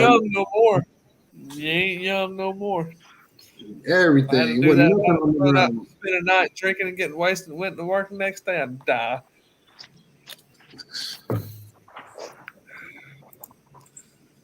I do it all the time, man. But shit, that 3 days of partying and then wake up in the morning, go to work, be at work at 6 o'clock. And then when you get to Exxon, we're working a shutdown. So you got to get on a bus, and it takes about an hour to go through the line and get on the bus and go to the hot side of the unit and all that shit. Right now, ExxonMobil sucks. That's like one of the worst damn plants to work in. It sucks. You already know. One in Beaumont. Yeah, you already know how to work a turnaround, though. You work in turnarounds, man. There's 500 fucking people there every morning, you know? and they want to do these safety audits all day and do the LPSA audits and all that. Man, screw that shit. It sucks in there. Yeah. I made it through that day, though. I come home, I was tired, son of a bitch, though. You slept good that night, didn't you? Yeah, it was on a Sunday, too. It was a Sunday when I went back, so. Biscuit Medic, he drank more, stayed the extra day. Shit, he was missing his flights left and right. He stayed in Texas for like he stayed in the Houston area for like another week, I think. Yeah, he stayed the next night with a friend. Yeah, that Houston rodeo isn't by hell. I ain't been to the Houston rodeo since probably like 2010, 2011 was the last time I went. Oh, shit. I don't go to Houston that often. I try to stay away from there. Traffic sucks. Man, it's fucking what? It's May right now. You need to start planning now for February, Mike. Find a way. Because this year, man, I think everybody who's seen the videos and all the YouTube guys and everything that met up at the rodeo, everybody's kind of anxious to get there now. So hopefully Lance can get there. We're talking about having a crowd this year. It's hard. It's hard for me to plan something that far out, man, because shit pops up. I mean, that's why I don't make a lot of commitments to do stuff like that, man.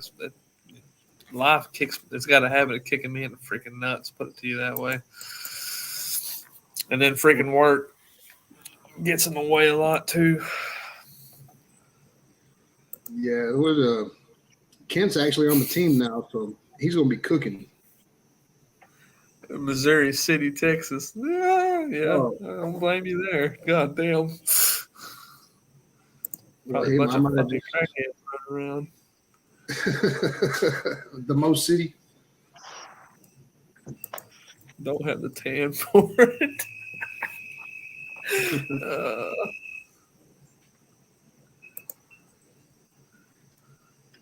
Man, we had a fucking structure fire, David. Tuesday at the plant, man. Oh boy. Yeah. It melts some beans or what? Oh, how shit. big of a fire? I appreciate that, man. I forgot it. Damn. Good for you. Yeah, I forgot I was freaking monetized on that. Shit. Yeah. Thanks, Quint. Quint, since you give me $50, Quint, I'll let you pick what you want to see me cook next, then, man. Quint gets to pick what I'm cooking since you're gonna pay for it. What you want to see?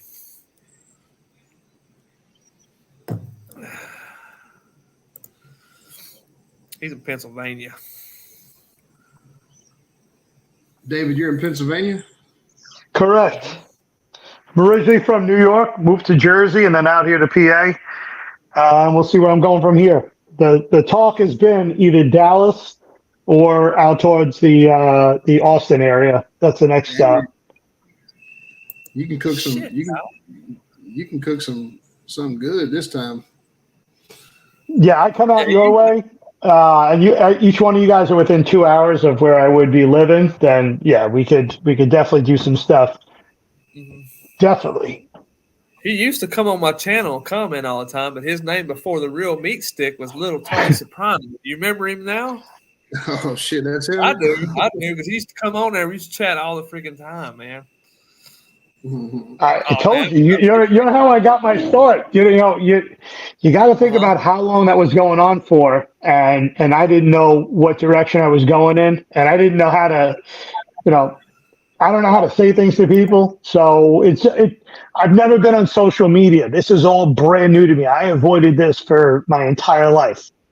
I'm 45. This is the first time playing social media games. Yeah. So it's weird. Hey, man. Yeah. Ain't nothing to it. We're just all regular people here, man. Jump on and go with it. See where it goes. Man, I had to get over that hump, I had to get over that hump. Yeah. Until I realized everybody's just cool-ass, normal people, Yeah. You sitting on your phone or sitting on the couch watching YouTube, you're like, oh, everybody's fucking. You realize everybody's cool. Yeah. Well, Kyle and Quint, y'all, whatever y'all want me to cook will be the next video. Kyle, Quint, y'all let me know what y'all want, and I'll do the next video, and I'll shout y'all out in the video. I ain't gonna be like them other YouTubers take y'all's damn money and not give y'all some kind of credit, man. Yeah, make him boil some ribs.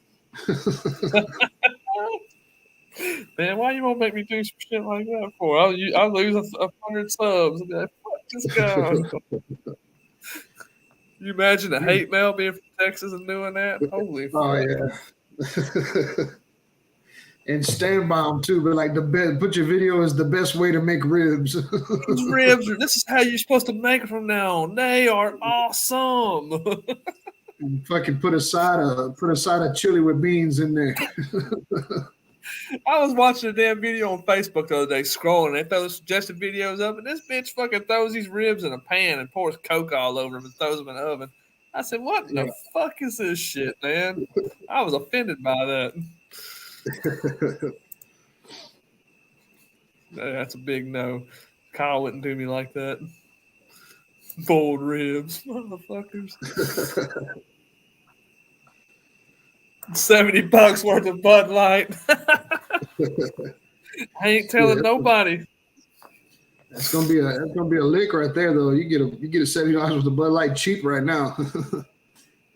Yeah, make a smart ass video and get Trumpet in on it. The secret book that Trumpet gave me says Aaron Franklin boils his ribs. Yeah. Rec Tech, baby. Where is Trumpet at? I seen him in there in the beginning. He probably went to bed. He was on earlier. He's probably in bed now. I need to go on. I really need to fucking go because Trumpet comes on my lives and Al comes on my lives. I need to return the favor and start going on y'all's lives, man. It's just hard for me to do that shit on a weekday and on Saturday evenings. I don't go on. Yeah, anybody that donates to me, I'll shout you out, man. I'm not gonna fucking just take your money and run. Yeah, I go on right after Rick. Competition bowl rib. So I have all the competition guys wanting to come in the comment section and whip my ass. What the fuck is this shit? Oh my god, Kyle. That might appeal to that other woke audience over there. You never know. I'm about to say you might fuck around and get another 1,000 subs from the Jerby crowd. They'd be like, "Yeah, that's what we do." Come up on here. Yeah. Hey man, subs are subs, dude. Don't ask where they come from. Yeah. Is that Kool-Aid you've been drinking, or did you put on lipstick? They're gonna flag us for it. It'll be the only live I ever make money off of. They'll flag it. They're gonna flag us and kick us out. Shit, don't worry about it. We don't get kicked off of YouTube for some of the shit we pull on Uncle Dickie's. I think it'll be all right. I think you're doing pretty. Crack me up, man. I'm about to come on there with y'all one night when I'm real buzzed and talk some shit with y'all. Y'all are freaking funny. It's like what I look forward to. It's the highlight of my week. This show should be good. Saturday show should be good. Troy, that's funny, man. You boil the rib and bone lights, they become boneless. Yeah, they become real limp. Trumpet's trumpet master, Louis. Rec Tech, baby.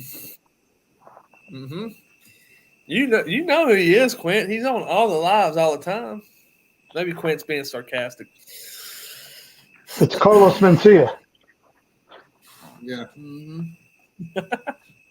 He does look like Carlos Mencia. At Randy. Uncle who? You know why they call me Ramdy, huh? They've been calling me Ramdy. They've been calling me Ramdy for the last month or so. I don't know. I think Al Lunacy maybe a fat finger when he was typing it. Everybody started calling me Ramdy now. This guy Hojo knows the stuff. Yeah, a lot of times when I go on live, let me see what my avatar is.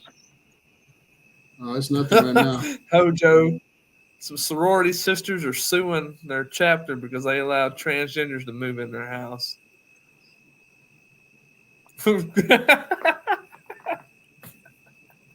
That's funny. TDO. Damn, what happened, Zach? Fucking.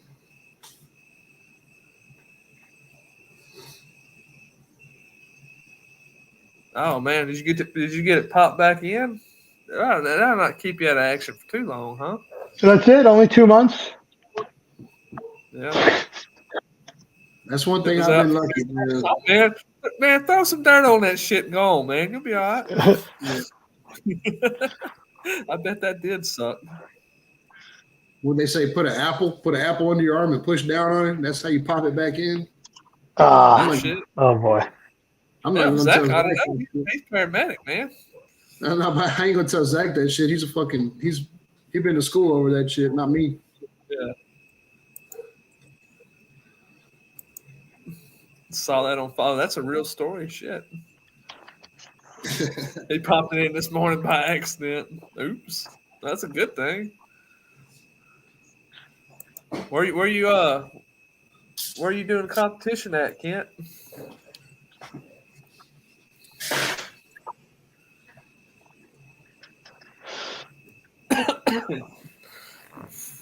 Ken's trying to get another trophy. Watch out.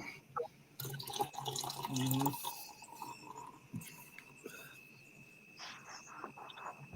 Oh shit! The Real Show Barbecue. What's the Real Show Barbecue, Lance? I don't even know what that is either. I don't either, but I'm fixing to look it up. I'm intrigued. Probably Greg Rampy and that fucking bullshit. You know, I got kicked off of that show. I'm not kicked off, but I can't comment or post. I heard about all that. Funny shit. Yeah. The motherfucker got on there taking credit for putting mayonnaise on a brisket. Like he was the first person to ever done that. Man, that shit's been done fucking many times. You don't see me bragging on something like I originally came up with something on my channel, because I can tell you right now, everything I do, I picked up a little bit here from there from everybody else and made it my own. I ain't gonna sit there and claim something as I'm the only motherfucker that ever did this shit, because I'm not. Yeah, I was on People his like show. that got big ass egos over the feed. Yeah, I was on his show one time. After that, I've never been able to comment or anything after that. Y'all drug his ass in the comments, man. He kicked y'all off. Yeah, we did. That shit was funny. We all tag teamed up on him. He couldn't even, like, he was trying to stick to his script, but you could see his eyes glance down and read the comments. And then towards the end, he was like, I hope these fucking TDO pricks never come back in my chat again. It was hilarious. That's funny. Yeah. Down the road in Iowa, he's doing a neighborhood competition, huh? Beating up on all the neighborhoods around. I heard you say earlier, Mike, that you wouldn't that you never cooked on a drum. I have 2 drums that a buddy just brought me from work the other day, and kind of curious to see how that works out myself. I've never cooked on a drum, but I definitely want to build one. I've had friends that got them. I've made some ribs off of a drum before. They weren't bad. I'd say I've had burn barrels my whole life growing up, and just thinking about having a drum and cooking in a drum, I just don't see how those would last very long if you're burning charcoal in them without the bottom falling out in a few years. Yeah, you know, Zach and Kent both cook on that shit. They're winning competitions, so there has to be something going on there.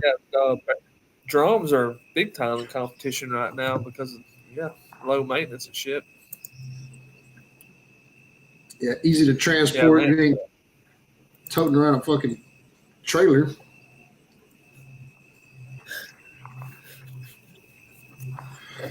He fucking kicked Ted out too. Shit. Fucking old Greg. Half chicken and red.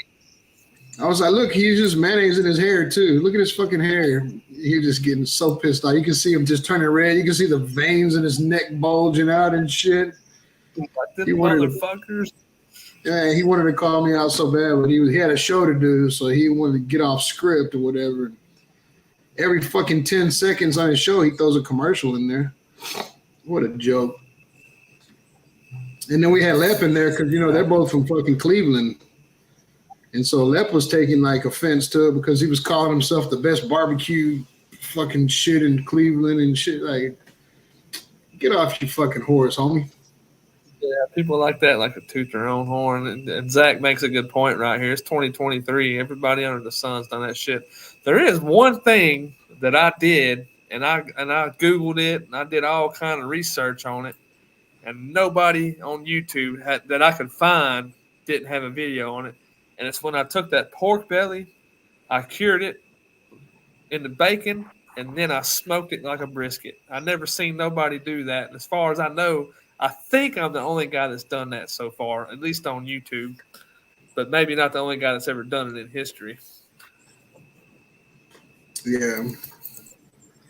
Well, this is like when I made them brisket pitas. I mean, we went the extra 9 yards and made the pita bread and everything. And I ain't never seen nobody make brisket pitas, but I guess it's been done because I only got like 154 views on it. Because believe it or not, around the time that Chud dropped his smoked pork butt like a brisket, I already had one filmed. And I'm thinking, hell yeah, I'm going to do something somebody hadn't done in a while or ever done. And then, you know, he came out with his, and I was like, well, fuck. Now it's going to look like I copied him. But I originally thought of that shit myself. But he dropped it before I did. Which one of your videos has the most views, Mike?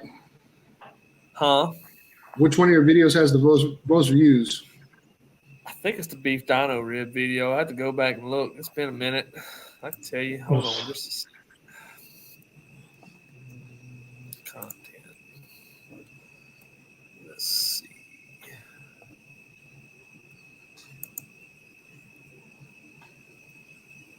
Views.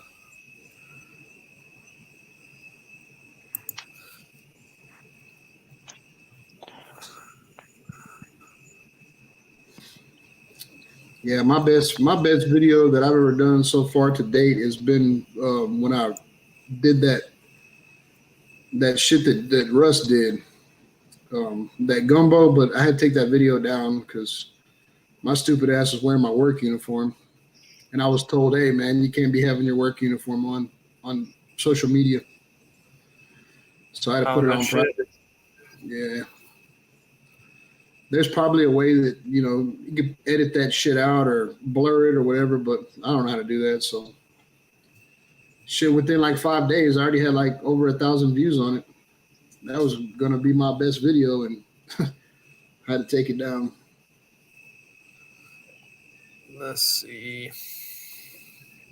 Troy said Old Country Brazos Smoke Collector mod.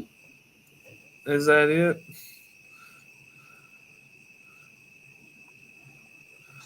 I was trying to filter my damn videos out. For some reason, it won't freaking work.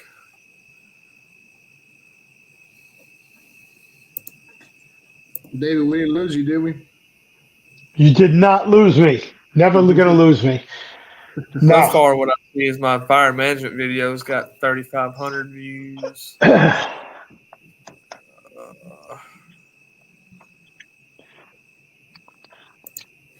No, but I'm going to plug this phone in to keep this thing going. Let me grab a cable and make sure this phone doesn't die. This thing's got a battery pack attached to it. Hold on one moment. Yeah.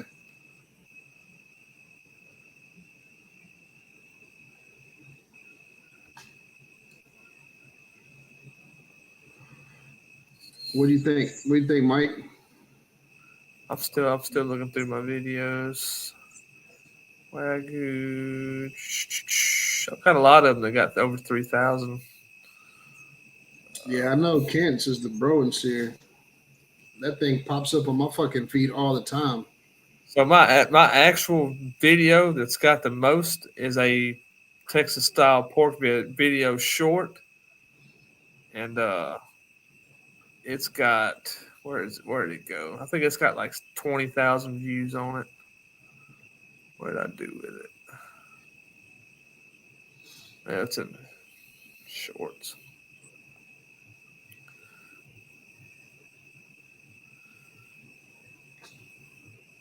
Yeah, I hope I could film. Well, I plan on filming when I do build a barrel.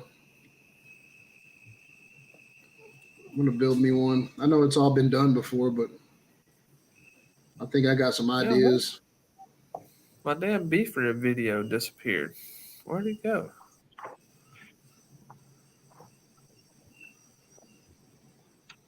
How come I don't get? Oh, because it's got more than 5,000 views. I bet if I put 6,000 views on here.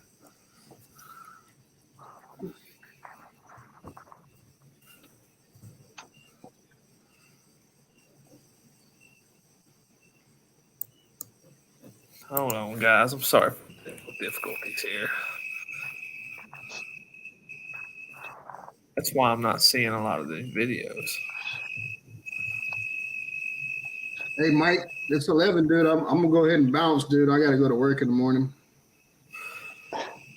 All right, man. So yeah, I've got fucking 5,500 views on beef rib dino video, and I think I've got 20 something thousand views on a pork belly short video. That's my top videos Damn it, son. for anybody that wants to know. And them shorts actually helped me pick up quite a bit of subscribers. That's one thing I ain't been able to do, man. I just can't get into the shorts. I see Trumpet will take an 8-minute video and make 9 fucking shorts out of it. I just can't do it, man. I was doing shorts, but then it just was a waste of my freaking time. I quit doing them because the first couple shorts I put out were getting views like crazy. And the last like 5 or 6 only got like 200, 300 views. And I was like, yeah, I ain't wasting my time with that shit no more. I normally am, Hojo. I'm tired today. But shit, all right, David, take it easy, brother. Good bullshitting. Thank you, sir. Thanks for having me on, thanks man. for coming by, Randy. Yeah, take it easy, man. All right, later. Wazy says he's going to build an offset. What size offset you building, man? 6 years? Damn, you're keeping that ash cleaned out of it. I'm lazy sometimes. That ash eats the shit out of the steel. Is your drug screen lasted 6 years? Daddy Kent says it is 7 years.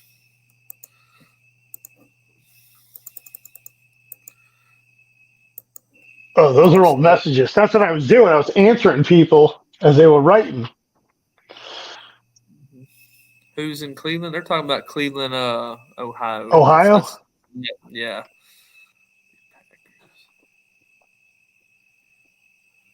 Primals.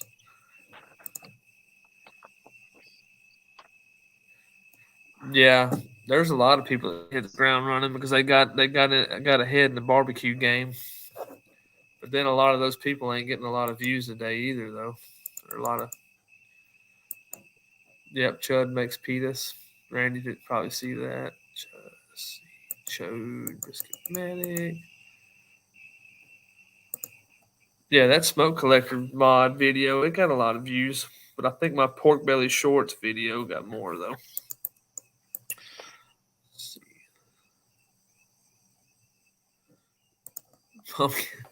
Yeah, Randy had some entertainment value there. Damn, I didn't know that about Tyson Foods, which I don't buy a lot of Tyson Food stuff. The chicken now and then, it's about all I buy from Tyson. Yeah, but you don't realize how many companies they own. Oh, they own a lot of them? That's what I was speaking to somebody in your chat about being in Iowa. IBP is Iowa Beef Packers. Yep. So Tyson Foods bought them and kind of ran them into the ground, and now they're going to be for sale again. Damn. Tyson got themselves into trouble with everything during COVID. Everybody was getting sick in the plants. And then the next problem they had is they were overworking people. So for like public perception, they're now going to have to sell off some of their divisions. Yeah. 63,000 views. Kent, big timing, son.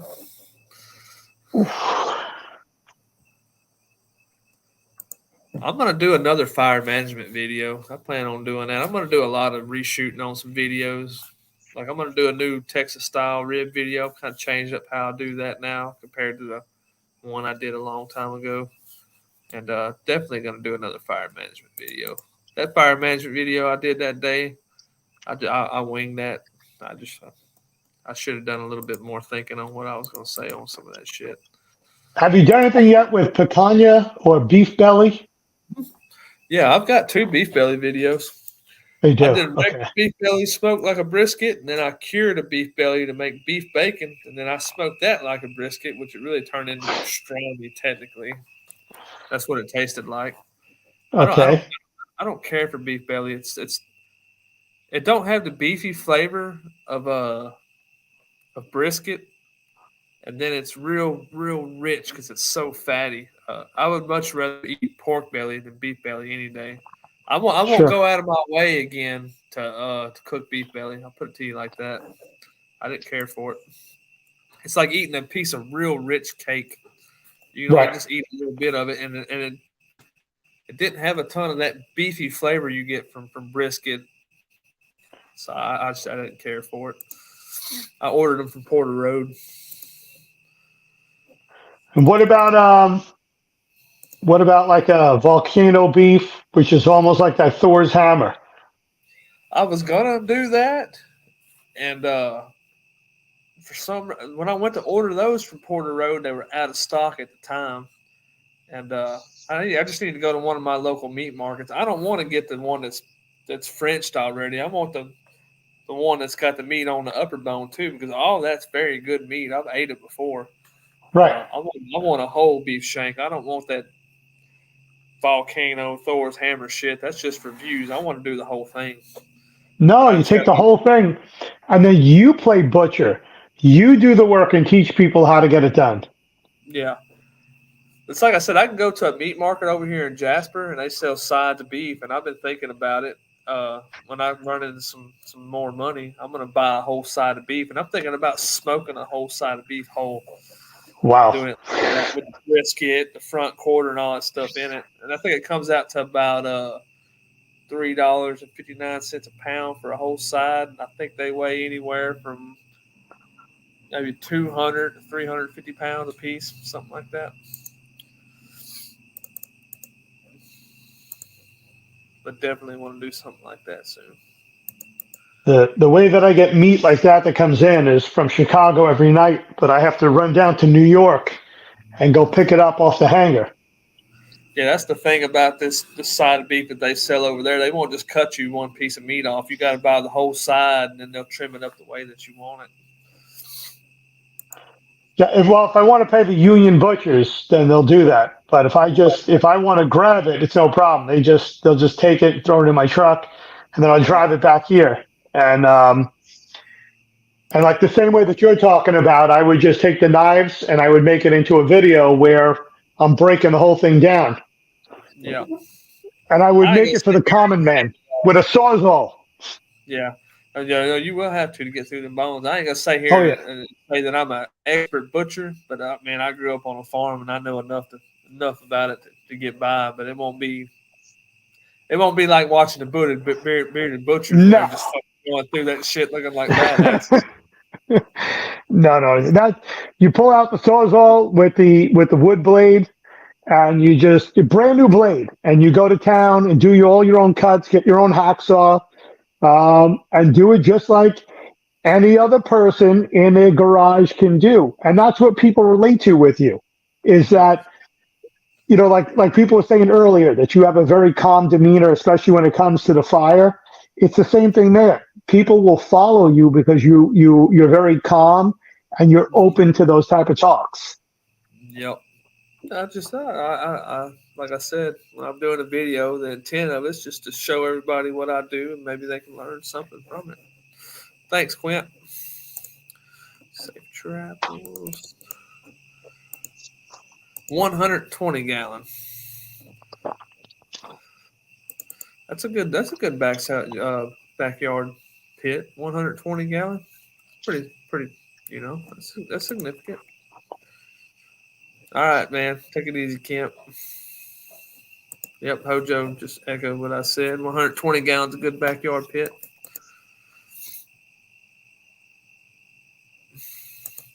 Well, technically, you can take that 120 and make it your firebox, and then build a 250. There's always that. That 120 is probably a 24-inch OD or is a 20-inch OD.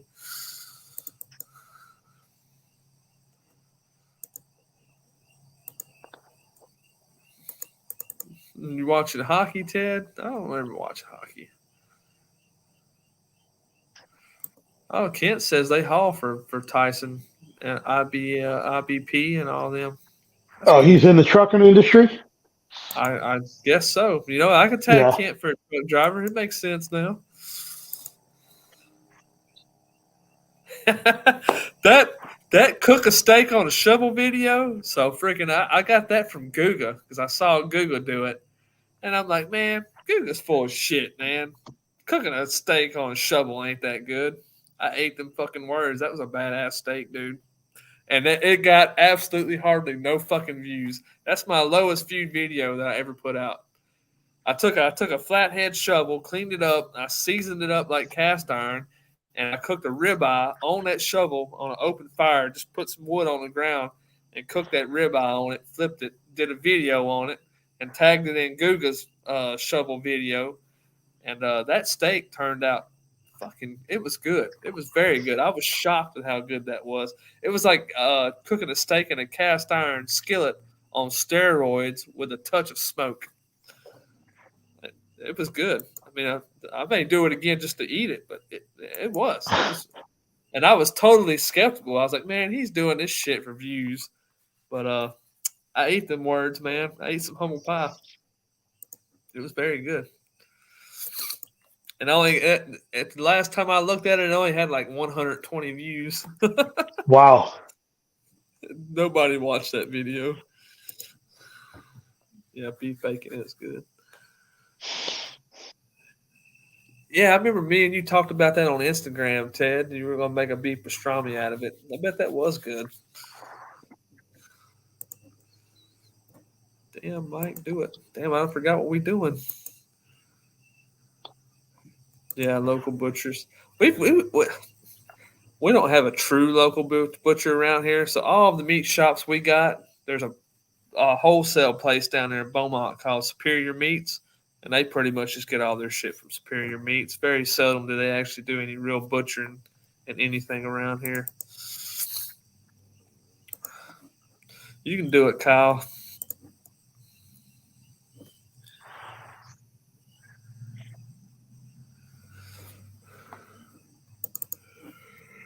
Yeah.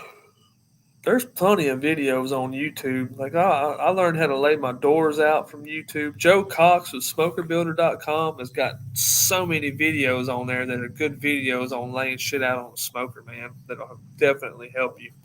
Which I kind of already knew what size I wanted my smoke collector, where I was putting my exchange, the heights, and all that. But laying out the doors, I definitely watched his YouTube video on laying out the doors to get that right. And then I'm building this pit in my backyard. Nothing's fucking level. I'm having to shim stuff up with blocks and all that, and watching his video and finding the center points with a center finder and all that, and getting the hard measurements. His videos helped me out with that. I will say that. Yeah, a whole side of beef. I had to get some people over here to help me eat that shit. There you go. That'd be freak, man. That would probably be about a whole side of beef. That's probably like an 18, 17-hour smoke right there at 275. Oh, I think you got more time than that. Think about how long it takes just to do a brisket. Heck, a brisket, it depends on the brisket. So that 8-pound brisket I did the other day took me about 8 hours. Which it didn't hardly stall, but really the secret to getting a brisket after you wrap it is to crank your heat up to about 300, 325, and you don't get that lag. If you take that brisket, pull it off at 275, and then wrap it, put it back on there, it'll drop in temp on you from that butcher paper cooling it down. But if you crank that heat up, you don't get that lag. But I purposely trim my briskets down small to get a good, even product, and for the fact I don't want to be out here for 14, 16 hours a day smoking a brisket. Right. I used to think it was cool to take the biggest brisket. Be like, yeah, I got this 20-pound brisket. And then I'm out here at freaking 12 o'clock at night. And I'm like, get done, damn it. I'm like, man, I've been off more than I can chew here. And then what do you use to rest it? You have a Cambro, or do you have a warming oven? So in that last bit, I got a few different things. So I recently just bought a new oven, and that new oven goes down to 145. So now I've been resting my when the Not old bad. ladies use the oven, I've been resting the oven. But I actually got 2 oval turkey roasters. One's an aroma brand I got from Walmart, and one's a oyster brand that I got off of Amazon. They're 22 and 24 quarts, and you can fit one whole brisket in it pretty easy, and you can actually stack probably about 3 of them in there and put them in like that. And I use them; they go down to 150. But I showed it in my last video, that brisket video. That's what I rested my brisket in. But then I got my full size oven. This new oven will go down to 145 too, so I use it too. For the longest time, I wanted to buy me a commercial food proofer oven rested, but I just never had the funds to do it. But then I discovered all these easier ways to do it, and I ain't selling barbecue, so I don't need one that big. But no, I would definitely break that side of beef down. If I was going to smoke that whole thing, man, that's a lot of work. Yeah, they smoked that whole Wagyu cow and broke it down into 4 different parts, and it took them 24 hours. That's right. I watched that episode.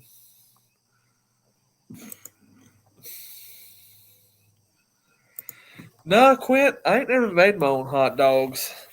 That's something I probably would consider doing.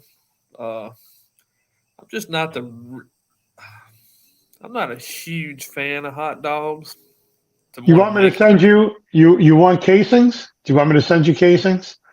Oh no, I can get cases. That ain't no big deal. But I just I have 6 football fields worth of it here.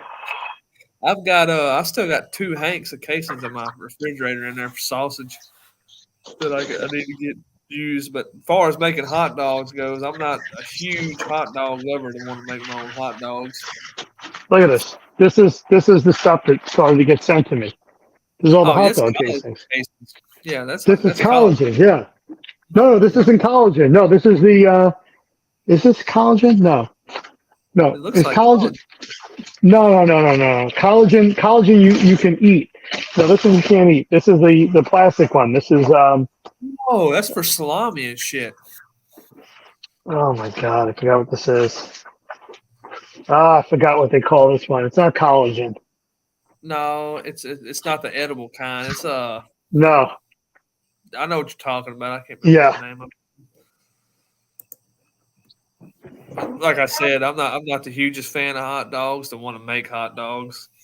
I make stuff I like to eat. Well, that's why next week I'm making the bratwurst, the weisswurst, and I'm making the knockwurst. Knockwurst are just gigantic hot dogs. They're just big, fat hot dogs. Yeah. Ground down real fine. Yeah, so I'm grinding down. I'm taking briskets and grinding those down since they're pretty cheap, and then I'm taking the bone-in pork shoulders that I got for, and I have them on order still for about $1.39 a pound. That's good. So I'm going to break those down. But most of the meat that I'm buying, I buy by the case. So a case of pork butts or pork shoulders is at least 76 pounds.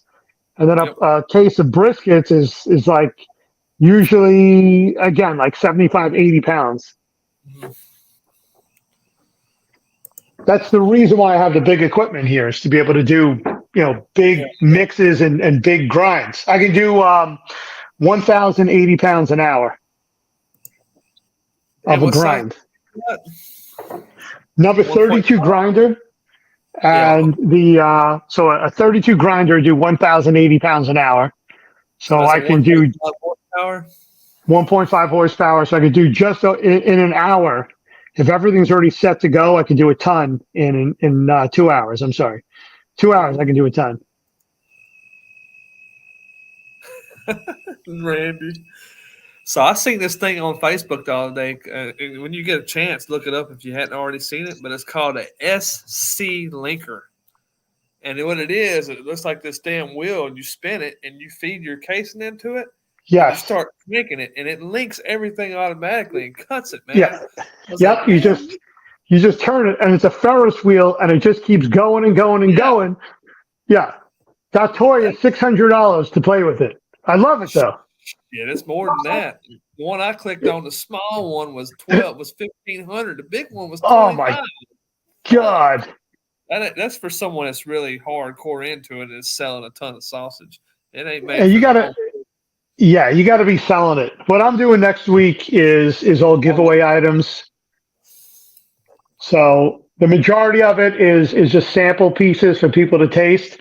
And then after that, it's all charity. It's all giveaways.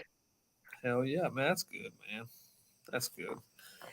It's like I said, man, I don't know if I've really ever ate a legit bratwurst before because the only things we got down here is like Johnsonville brats and shit like that. And I didn't care for them. But So up there, you probably like legit shit, though. So I have the casings that I get. Again, I'm very open about everything. I don't hide it. So I have the natural casings that are packed in salt. Then I have the collagen casings, and then I have the cellulose. That's the plastic type.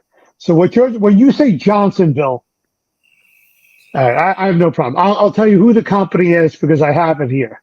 It's the same Premio, Johnsonville.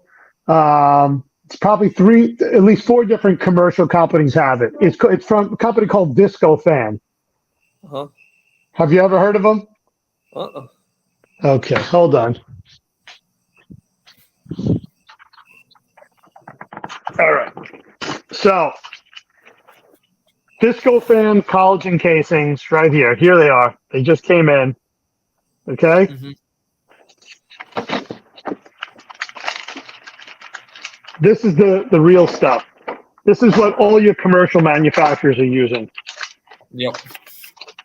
Right, let me pull one out, and I have no problem showing you. I have nothing to hide. I got you. Except that I just pulled this thing the wrong way. I never use collagen casing. I always use natural.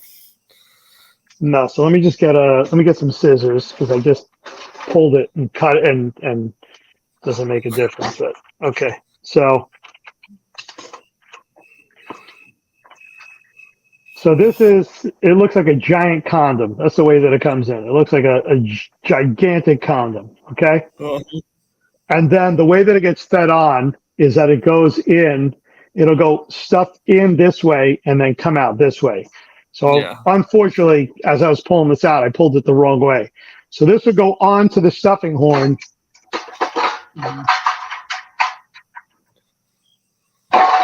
Here we go. Here's the stuffing horn. I got to see which way the camera's going. So here's the stuffing horn. This will go onto the stuffing horn this way. Yeah. And then as the meat is coming through, then on this side, it'll start to feed out. And then we'll fill up the condom area all the way out. So this is for the Italian sausage.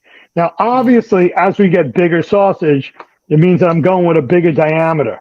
So I've got these going everywhere from 32 and 34 millimeter up to 60. So if you can imagine what a 60 is, a 60 is like a 60 is what I wear. Not, I don't know what size you are. White boy edition. There you go. So the reason why I have it going up to a 60 is, all right, let me sit down. All right. The reason why I have it going up to a 60 is, and you brought up a salami. So when we're filling an entire salami casing, right? Mm-hmm. Or I'm going to do, here I'm in Pennsylvania, scrapple all the way through, which is, the Amish love this. All the crap that's left over, all your pork, all your beef, you just grind up, it becomes a breakfast sausage. So I could do that for a scrapple. When I start getting into the 45s to the 50s, then I'm getting into some of my other Polish sausages. I'm getting into my ring bologna, and I have those here too. Yeah. So, Mike, you and some other people over time really inspired me to kind of change from little Tony Soprano over to the meat stick. And now you're kind of seeing, what is the meat stick? Earlier when you said, is it the temperature probe? No. It gets into, like with Eric and 2 guys in a cooler, all the different fresh sausage, the dried sausages, taking the pork neck, the pork collar, and making the fresh gabagool, making the super sod, We used to do back in the day. I had a winery. My partner died during COVID. Wow. When the wine was sitting in the barrels, what did we do? We ended up making all of this super sod. We made 2 to 3 tons of super sod in all the sticks. So now I'm going to bring that back again. And that's why this whole thing of getting into social media and talking to people over time will start to transition into that. But I have to find a marketplace. I got to learn what I'm doing. Yeah, I mean, yeah, I'll be able to find it up there. We've probably We'll got no get good there. shit up there like that. No, and if I'm coming down to Texas, then it's going to really be a shocker. So have you But read any, started doing any research and reading any books on anything like that for I that? did, and the book that you brought up earlier, what you were talking about with charcuterie and sausage, I have that book here. I wasn't fast enough to be able to say something to you, but you have the right book. Yeah, I've been reading that book for about 3 months now. Yeah. So there's people that, like yourself and others, that have been very inspirational in giving me some direction. But yeah, if you want casing, I have no problem. I'll ship. I have. There's 1, 2, 3, 4, 5. There's 6 cases of casing over there. Then there's this one from Visco Fan, but this I have to buy by the pallet. Yeah. Nah, I'm good on casing. Like I said, I don't use collagen casings. I use natural casing for everything that I do. But I do appreciate it. So you're using hog casing or are you using sheep casing? It depends. Well, right now, just making regular sausage, I use hog casing, 32, 34 millimeter. Yeah. Deep sea casing is what I've been using here lately, but I don't like deep sea casing. That shit tough, no matter what you do with it.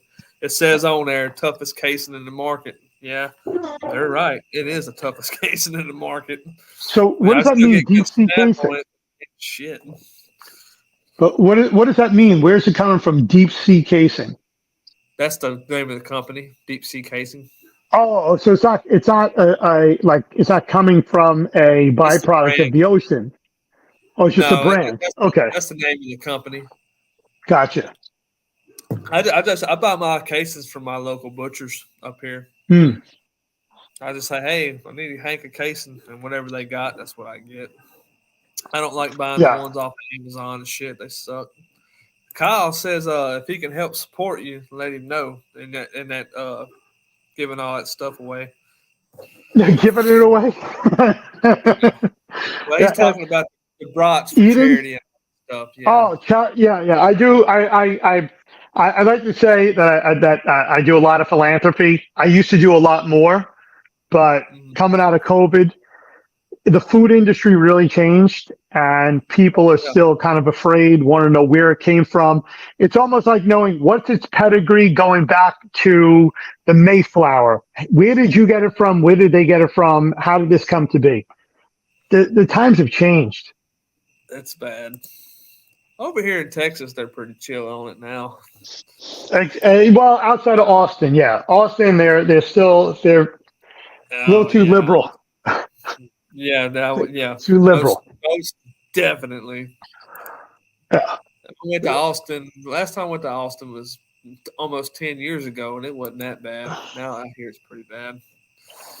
Yes. Yeah. The rest of Texas, like when I'm up in Dallas in that area, people are a lot more open to, we could be men again. We're allowed to be savages. Yeah, that's the best way for me to put it. COVID was a real thing. People did die from it, and it's a bad deal. But at the same time, they didn't have to shut everything down as much as they freaking did. Yeah.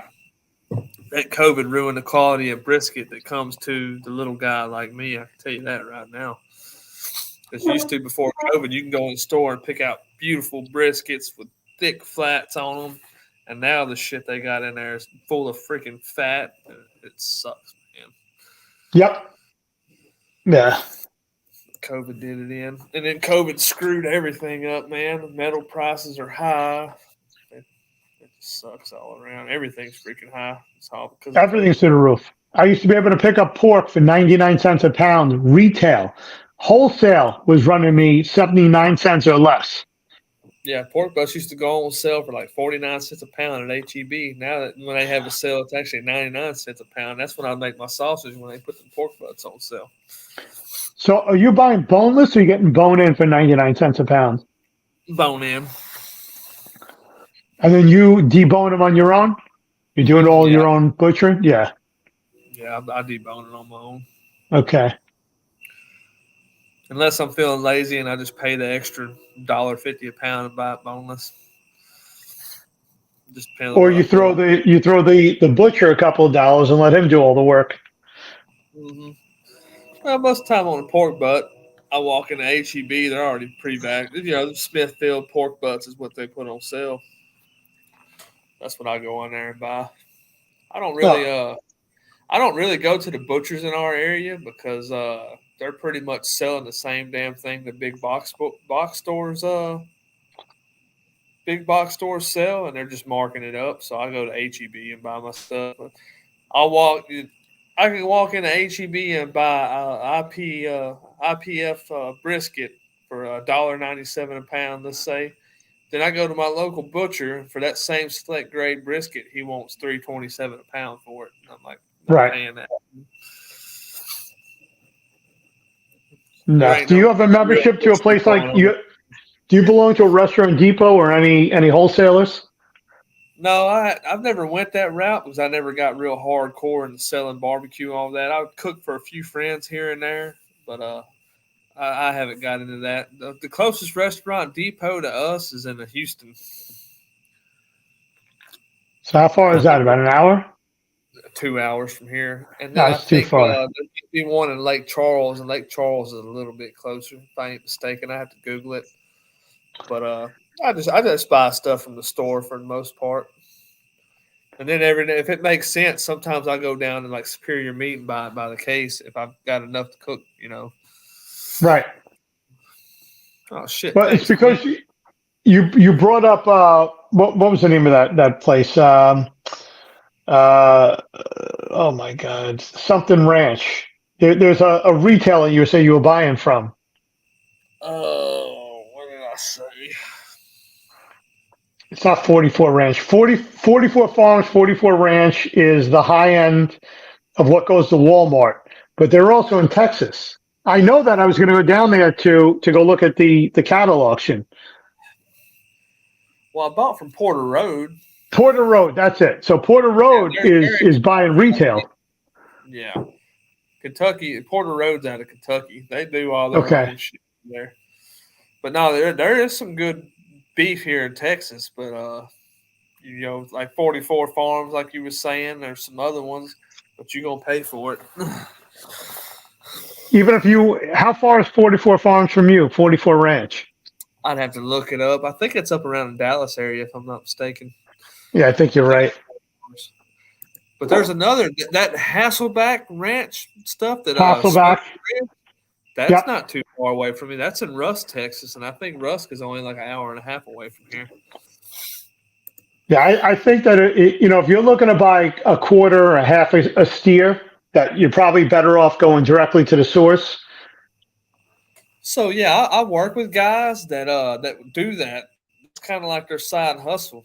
I haven't Right. done it in a few years, but there was some years way back when where I would purchase half a steer, and then somebody else I work with purchase the other half, and the guy that's raising the steer bring it to the butcher, and we tell them what cuts we wanted, and we fill the freezer up. You know, I used to do that. Cameron, Texas. That sounds right. That is correct. It's in Cameron, Texas.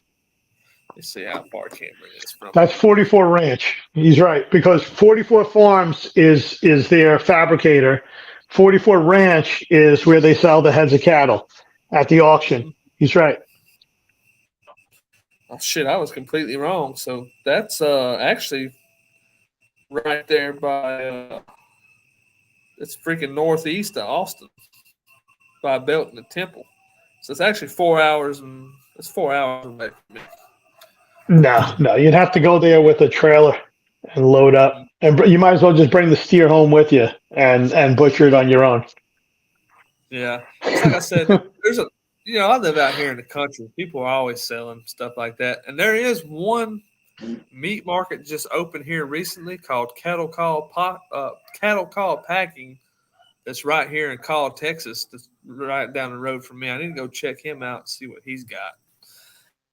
It seems like to me he's probably the closest thing to a real butcher around here. What we've already got.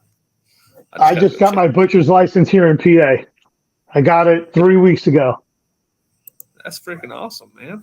That's cool. Yeah. Well, here's the thing with Pennsylvania. You're gonna love this one because the entire time I'm looking behind you and I see that fence, which to me tells me that you have some type of livestock behind you. So I got some horses. Well, that you still farm animals, even if you're riding them. So when I lived in New York, if I like the same way that I go back there all the time to be able to buy meat from the Hunts Point market, you have to have USDA inspectors on site. Those cost you $60,000 to $80,000 a piece. But you see, here in Pennsylvania, this is a Commonwealth. So once you get your butcher's license and you have what's called a cottage license, which is really made for the Amish. So if you understand how to read the law and interpret the law, and you're good at the loopholes like I am, I have a cottage license, and I also was able to get a butcher's license. I don't need a USDA inspector here when I do the work. So I can butcher an animal without ever needing the USDA on site. And I can sell it because I have a cottage license. Hell yeah, that's a loophole. Yeah, right? So that's how I'm able to do the meat processing here because the end product is being sold after either being smoked or dried. It's cured. So I'm not selling a raw product. That's the loophole. Yeah. And that's the meat stick. The real meat stick. Just say you ain't that freaking that shit they sent me in the mail. You the real meat stick. I am not what you saw in the mail. In fact, I've had a lot of people approach me and they go, "Oh my God, you have all this stuff for meat. You have all these toys. Oh my, you must work for the company." No, I don't work for meat. Oh, you must work for ThermoWorks. No, I don't work for ThermoWorks. But you must work for somebody. You have all these toys. Yeah, that I paid for with after-tax dollars. That's me. I don't have which I ain't tried to go out and get sponsors or tried to go out and get affiliates because I'm not really that worried about it. But everything that you see, I bought it. I didn't have nothing. The only thing I ever took was that meat stick thing, and I freaking hated it, man. It sucked. It wouldn't keep connection worth shit, and I'm not nothing I have for free. Even these guys over here from Fire Department Coffee, right? So they know what I'm doing. They gave me some coffee. They didn't give me coffee for the fire department. They gave me, some coffee, but it wasn't free. I had to pay something for it. It just came at a discount. So nothing ever comes for free. I'm not at that point. You brought it up earlier. In order to really get to that level where people start shipping you stuff, or like the gentleman with the pink hat, he's now following people. He's going to start getting certain privileges because his brand is growing. That's exactly right. Yeah.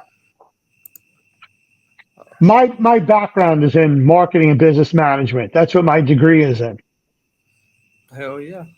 So I'll get there. And people like yourself and Al and others who have helped me, if it wasn't for listening to you earlier as little Tony Soprano and following certain things, these type of opportunities like this, like that gentleman with the pink hat, they don't come to be. It's because, we hang around and we do the right thing and we take care of those that take care of us. That's exactly right, man. Yeah. That's exactly right. And I can't believe it. And it's already 12:40 in the morning here, and I have to be up at 5:30. Yeah, I'm fixing to die. My computer's fixing to die too. I'm out here in the barn on the laptop. I come out here because I got a tribe in the house and they get rowdy. It's hard to do things in the house. I don't have a barn. You're down to 11 people. I don't have a barn. I'm in the basement. This is my bar / man cave. This is where I work out of. Hey man, there ain't nothing wrong with that. But I No. think Niner got a question for you right here. I got pulled up. Let's see. Where are you in PA? I am in East Stroudsburg.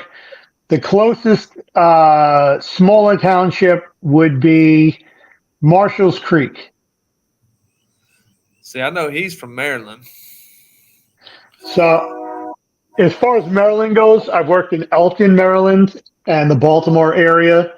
When I was down in Delaware, I would cross over to Elton, and I learned very quickly that it's not okay for me to take my concealed carry when I go into Maryland.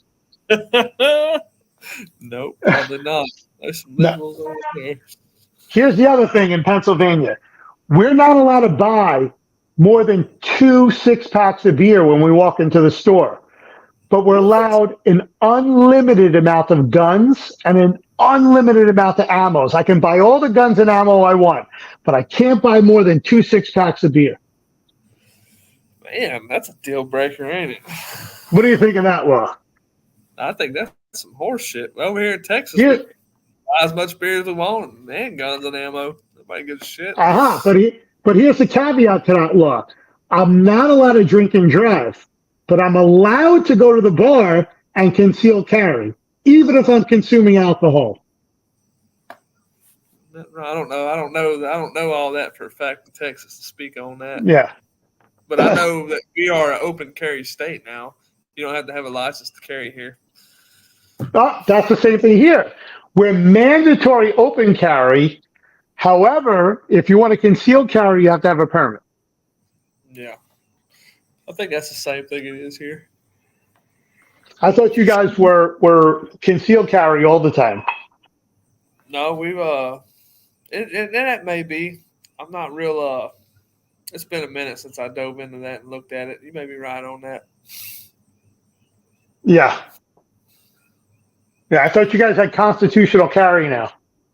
I think you're right. I think it is constitutional carry. Yeah, and you're also allowed to have silencers as long as they're made in Texas. Don't get me in a line. I don't know that detail. No, that is. You're allowed to have, you can have a suppressor. You don't have to have a special permit for it. As long as it's made in Texas, you can have a suppressor. Yeah. I know all these little laws.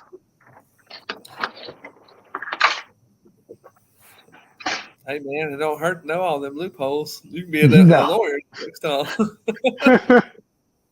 You never know. Yeah. Ain't nothing wrong with that. No.